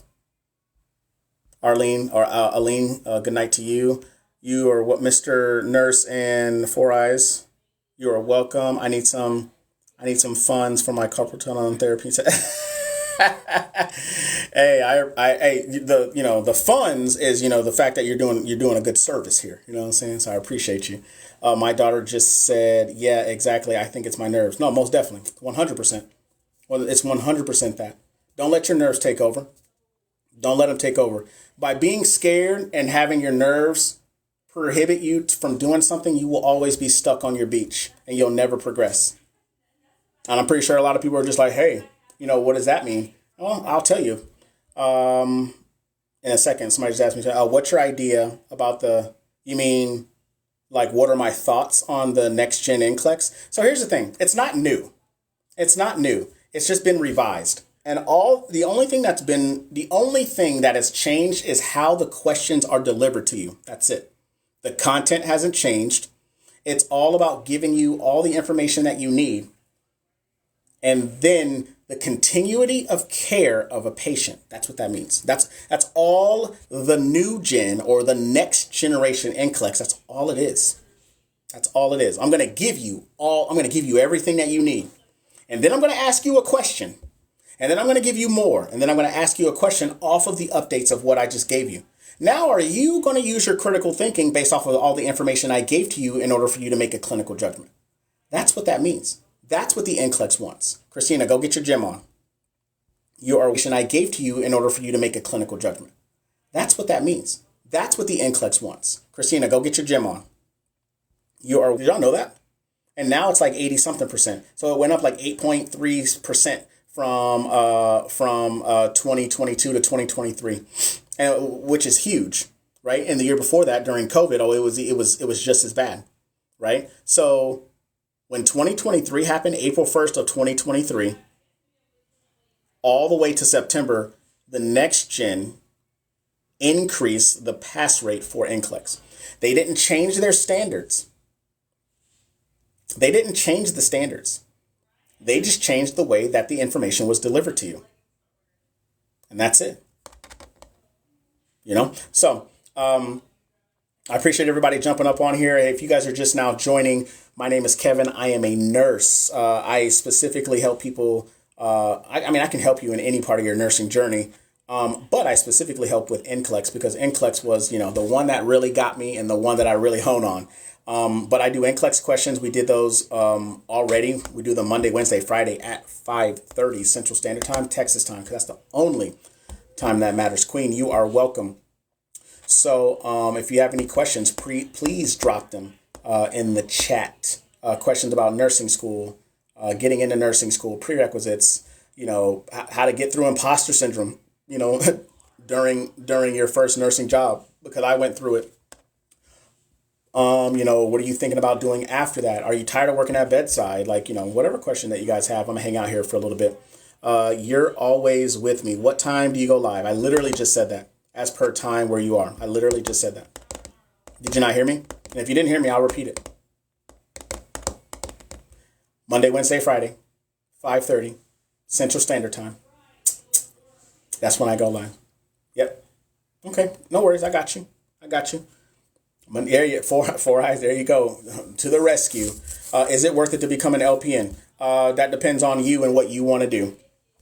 Because if LPN is the stepping stone for you to go, by all means, please do that. Here's something I want y'all to realize is I don't care what people tell you, is that LPNs and LVNs, everyone, they are an intricate part of medicine, period. All right. So what I'm trying to tell y'all is that I don't give a shit if you went to go be a CNA. You could have went to go be part of environmental services. If that's where your journey is going to start, that is where it's going to start. Don't nobody care. Do you? And if somebody is so invested on what you're doing for you to do better for yourself in life, I'm gonna need for them to take their focus and put it somewhere else, because they're not walking in your shoes. So is LPN worth it? Is LPN worth it? Absolutely, if that's what you want to do for yourself. It says Janie. It says, hi, Kevin. I'm a nurse here in the Philippines, soon to be United States Navy Reserve. Shout out to you. If you got any questions about the reserves, just send me a message. Thank you. Have a good weekend. You have a good weekend as well. How do I get information about 101? Is it Naja? Go to the link in my bio, and you'll see the link tree, and then it'll say NCLEX coaching and mentoring. You do all the information to get to the website. Once you decide to do that, you will fill out a questionnaire and schedule a call with me, and then we could talk. We can see what's up. It says, I am in Montreal, Canada time. I think Montreal is on the East Coast, so I think you're on East Coast time. I definitely believe it's a stepping stone. I am glad I did it. And that's great because that worked for you. For me, I didn't go that route. I went straight to a BSN program because I was in the military and I was trying to commission. And the only way that you can commission in the military as a nurse is you had to have your bachelor's. And I was trying to get commissioned. So that's the route that I went. Are you working in a hospital as well, or do you focus on coaching program? So I don't. I'm still employed at a hospital, but I don't necessarily work at the hospital right now. So all of my focus is on my NCLEX course as well as coaching full time. So I essentially work from home or work from anywhere. Alyssa says, I know I've given some advice about failure, but what do I tell someone who's highly critical of themselves to get out of their own fucking way? Because who is their own worst enemy? Themselves. And sometimes some people just need to walk down that path and just can keep continuously failing. And then at some point they're just going to be like, why do I keep failing? And then you're going to come up and be like, hey, because you don't fucking listen. Are you ready to listen? Cool. Now let me show you what you're doing wrong. And that's okay. In order for you to grow, you have to be receptive of what people are going to tell you, especially the people that have been in your position and are in the position that you, the person that's not doing so well, is trying to achieve. Okay? So somebody that's highly critical, eventually they're going to have to be coachable. And you can't do that for people. They'll eventually figure it out. Trust me, I was hard-headed. So hard-headed I failed my NCLEX 3 times. Right? So, I said, I honestly was a CNA for years and decided to go to LPN school, and I'm going to go further. Exactly. And you got to think, going to these schools they're not cheap. The cheaper route to go is an LPN. Right? Or, go be an LPN, go work at a hospital or whatever, have the hospital pay for your RN, going all the way for your ADN and then get your BSN or whatever. And then you not have to pay a dime, but you already have a job. You see what I'm saying? Like, there are different routes that people can do. All right. You're not really honed down to one direction. There's so many different ways that you can go. You're always with me in my mind, reminding me of getting me together. Yes, absolutely. You are your own worst enemy. That's what I'm trying to tell you. Please let me know which country you are in. I said I was in Texas, so I'm in the United States, being live so I can match it with my time. I live in the United States. I live in Texas specifically, which is Central Standard Time here in the United States. So right now it is 7:12 in the PM. All right. So, but shout out to everybody that's just now joining. Hey, my name is Kevin. I'm a nurse. I don't say NCLEX strategist like Nurse Amber. She says it so eloquently. I don't even know how I can even match that, but I am a nurse. I worked ICU, I worked OR, and I worked PACU. And I'm an NCLEX coach, and I'm here to get you and everyone else over that hump to passing the NCLEX on your first or your next attempt. All right. And of course, I got a free download. I have an ebook. I have an NCLEX course that has 65 videos in there that are on demand, plus a community where we do live videos and challenges and stuff like that, starting at $7. And then, of course, if you're looking for something more personal and private, we can do one-on-one coaching where I coach you on how to pass the NCLEX. We break down questions together. We go through content, make it very, very digestible for you and you specifically. All right. So you guys can check those out. Those links are in my bio. But what other questions do you guys have? Is anybody interested in seeing what the 7-day NCLEX course looks like on the inside? If you're interested in seeing that, I can show you guys what it looks like. Because I know a lot of people are just like, well, I want to buy it, but I don't know what it looked like. And I'm just like, oh, okay, well, that's fair. That's fair. Like, I don't blame you. and I'll show you guys what it looks like. Is it not Nadja? Yeah, Nadja was just like, I want to see it. All right, I'll show you it. Here it is right here. Give me 1 second. I got you. Here we go. All right, can y'all see that? All right, I know that's kind of fuzzy, right? So inside of the 7-day NCLEX course, here, give me 1 second. So inside of the 7-day NCLEX course, right? This is what happens when you come right into the beginning, right? We're still a little bit in the pre-launch. Mostly it's because we have a couple of videos that we want to put in there, right? So no big deal. But right here, we have the welcome. What is the NCLEX? A lot of people don't even know exactly what the NCLEX exam is, right? And when you don't know what the NCLEX exam is, you know, if you don't know what the basics are, you go in there blind. And the last thing I ever want anybody to do is to go in there blind, right? And so we essentially break that down for you, right? And then we talk about the passing standard. What does it look like? What is it supposed to look like? The NCLEX test plan, like what are they going to test you over? Answering NCLEX style questions, right? Do you critically think? Because remember, the NCLEX wants you to use your critical thinking in order for you to make a clinical judgment, all right? And then we talk about the rules on NCLEX, such as you always have the order, right? Those type, right? And then we jump right into the 7-day review, right? And I don't sit here and I don't try to cram some shit into y'all's brains over the span of a 3-day weekend. I don't. Right? So I break them up by day. So first day, we're going to go over management of care. And then when we go over management of care, you know, we break down these videos and where we go through questions and we go through answers. You see me up here talking, doing stuff, right? And then we talk about the questions. I pause the video, or you pause the video, you read the questions, select your answers, then we jump back into it. And then we go through the rationales and we talk about that. Each video is 30 minutes or less. You might find a video that's like 33 minutes, but I'm definitely not going to sit here and have a 5-hour long video. I just took that option away from you.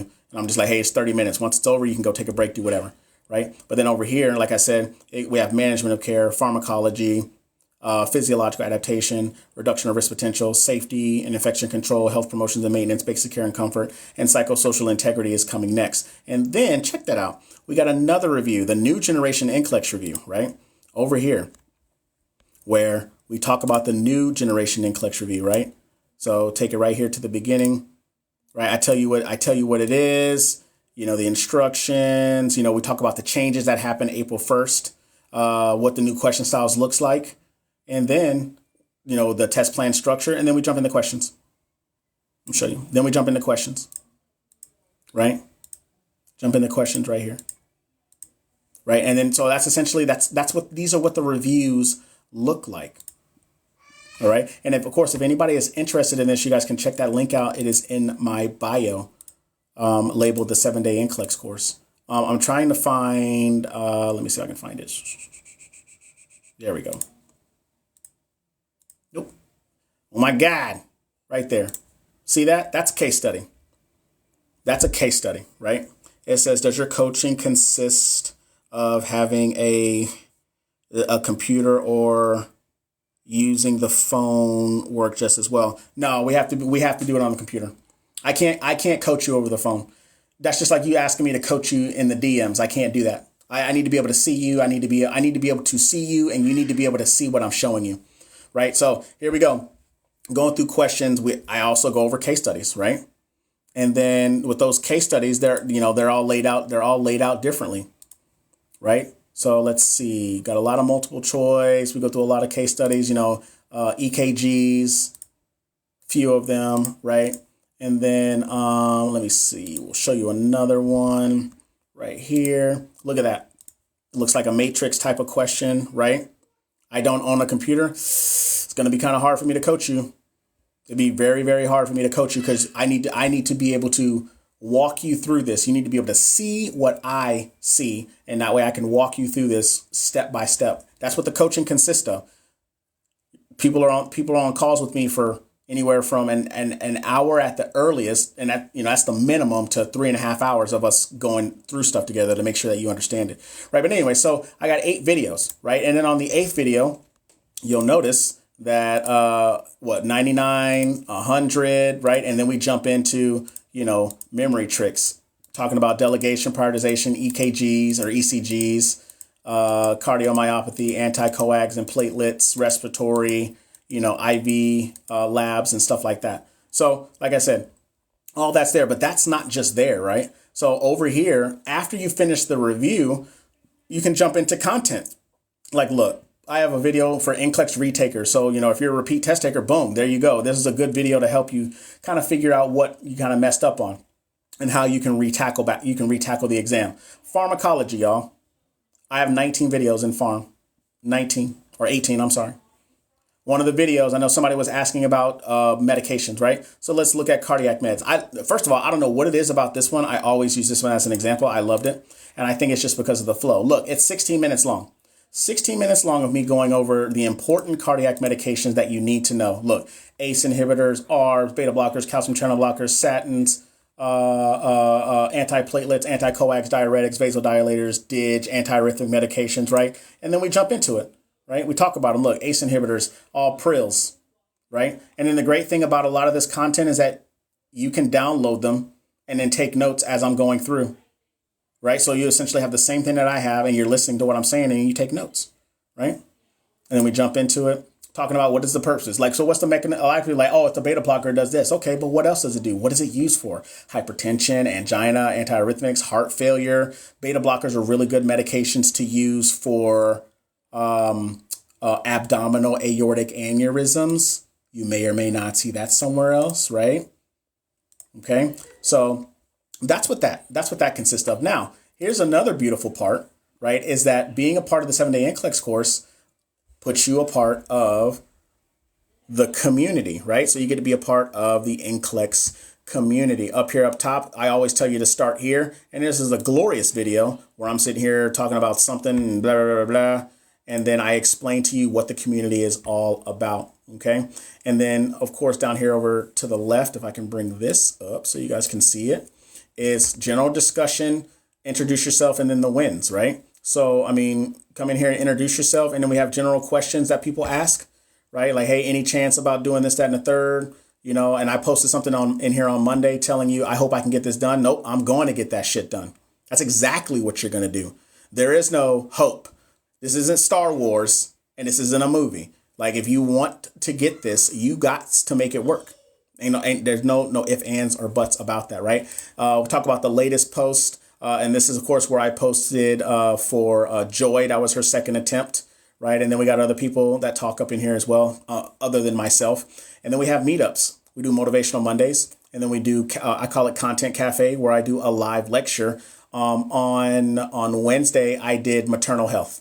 And this was about an hour long or so, right? And these videos are actually going to be pre-recorded again, and they're going to be thrown into the 7-day NCLEX course. And we also have challenges. So every week there's an NCLEX challenge question that you can answer. And then every month there's an EKG, ECG interpretation challenge. If you get it right, you'll win a one-on-one, essentially coaching session with me. So that's my gift to that individual that does right. That gets it right.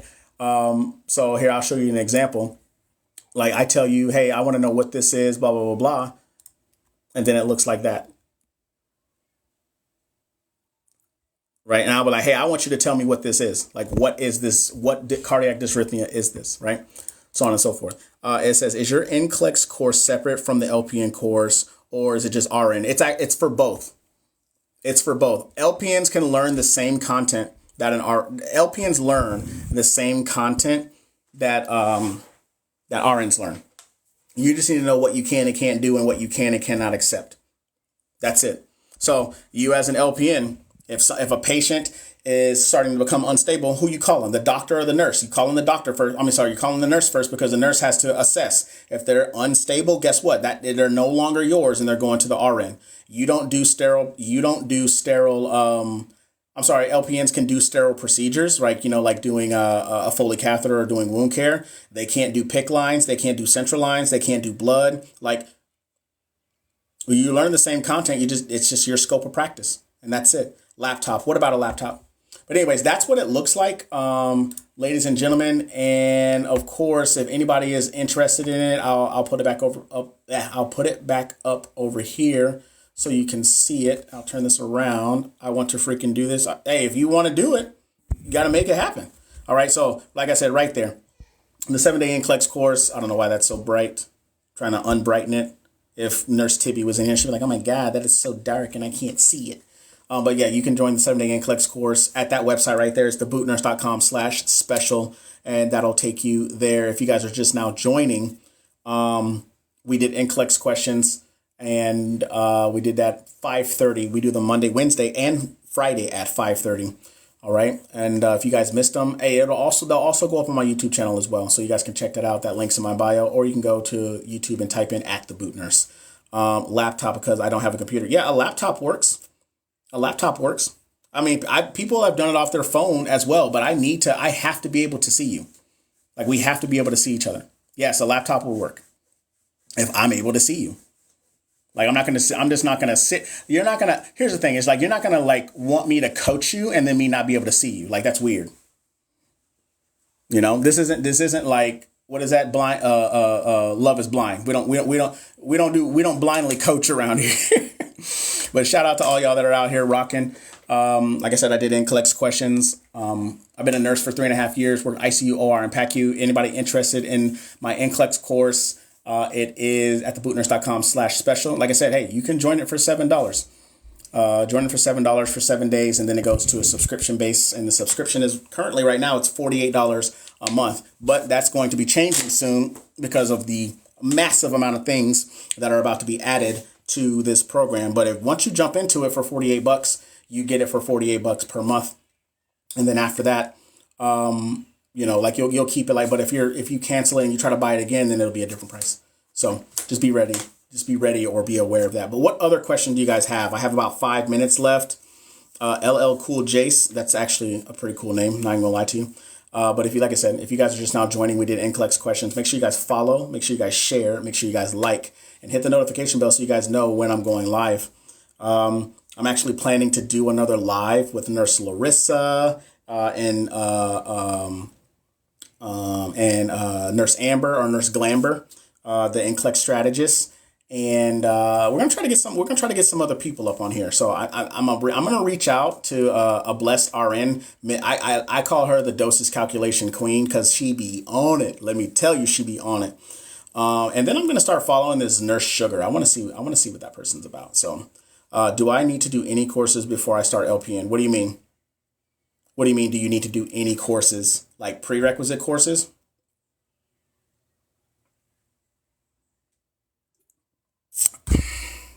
What are we thinking? I don't know. It depends on what your program says. If your program is just like, no, you don't need to do any courses before because they provide all of them inside of the program, then no. But if you have a program that you're trying to get into that require you to do it, then yes. It all just depends on what the program wants. It all really just depends on that. Nicole, appreciate the share. Thank you. I'm going to hang out for about 4 more minutes, y'all, because I have to go, be a parent. So what other questions do you guys have before I get off here? Anything nursing related? Anything? Hey, look, shout out to Akira Toriyama making one of the greatest animes of all time. Passed away apparently from a brain aneurysm, and that's unfortunate. So I dedicated this live to him and essentially his legacy, me being a fan of Dragon Ball Z, Dragon Ball Super, Dragon Ball, hell, even Dragon Ball GT. And we don't even talk about Dragon Ball GT like that. So, but shout out to all my nerds, all my anime nerds out there. So, but what other questions do you guys have? Y'all are real quiet. If y'all don't got no questions, I'll leave. I'll leave right now. So what are we thinking, y'all? Hopefully everybody has a good weekend. Anybody have anything, good plans for the weekend? I know spring break is starting for a lot of people. So would you recommend LPN first or BSN straight? Depends on you. How was spaghetti like? Oh, it was good. It was good. We got leftovers too. And them leftovers for spaghetti, they taste so good the next day. So it's good. But in regards to LPN or BSN straight, it all just depends on you. And honestly, like how your pockets look. A lot of BSN programs right now and ADN programs are really expensive and backlogged. So you honestly, maybe getting into an LPN program may be easier for you to streamline, the career that you're trying to start for yourself.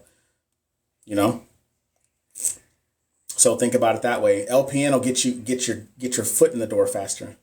I'm having nursing school orientation come up. What should I take with me? For orientation, I would definitely take a notepad, a pen, And if you could have like a voice recorder, I would take a voice recorder and ask, of course, if you're allowed to do voice recording. That way you can take notes because they're going to be giving you a lot of information. A lot of information. Can we have a teaching one more day, please? What do you mean, Queen? Can we have you teaching one more day? What are you talking about? Like during the week? Like teaching during the week? Because I do these 3 times a week. I think that's what you're asking. Because I do these more than I do them inside of my own course. So I'm actually going to start doing them more in the course for those people. Right? It says, do I need any prerequisites before starting LPN? That depends on the LPN program that you are applying for. It depends. So if the LPN, you have to know what the LPN program is. We don't get enough of you teaching. Yeah, you do. You get three times a week. What do you think about the online programs that are advertising on TikTok to RN? It's no different than them advertising on the radio, advertising on anywhere. There's no difference. You go to where the people are. It's not enough. I don't know. Most do require prerequisites. Okay, so if LPN programs require you to prerequisites, each LPN program is built differently. So you need to find out the LPN program you want to go to, see what prerequisites that they ask for, and then do those prerequisites.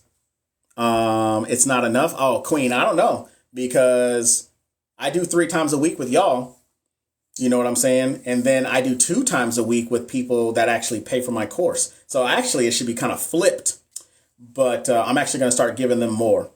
They actually are going to get more anyway because they have access to the course. So they have that on demand, but I'm actually going to start giving them more. And they actually get like where we go through content lectures and we break down questions a lot more in depth inside the course.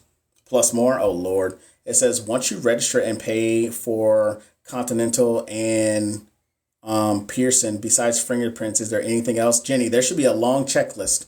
There's a long checklist of things that they give you that you have to do, like background checks, fingerprints, paying for Pearson View, all these applications, all that stuff. So I don't know exactly what's on that checklist that you've done or you haven't done. It says you're awesome. Thanks, Kev. You're welcome. Darling Angel, you are also welcome. Any other final questions? Any other final questions? I stayed over 1 minute. Y'all held me hostage because, of course, as always, the questions come right at the end. No, nothing? Cool. All right, ladies and gentlemen, that's going to be me for the evening. I want to thank everybody that came and hung out and got them some knowledge. We do these every Monday, Wednesday, Friday at 5:30, like clockwork, unless I decide to not do them, and that happens too, and you'll be okay with that. Of course, no shameless plug because I'm never ashamed of the things that I'm doing for myself in order to provide for others. But you guys can check out the free download, the ebook, the 7-day NCLEX course, and the coaching, as well as my book, Conquer It, The Journey to Conquer the NCLEX. All those are linked inside of my bio, and you guys can go over there and check those out. I want everybody to have a good, safe weekend. I know like the schools around here are starting spring break, and they're going to start doing their stuff. So, guys have a good, safe weekend if you guys have kids and all that other good jazz. And then, of course, also, be kind to yourself.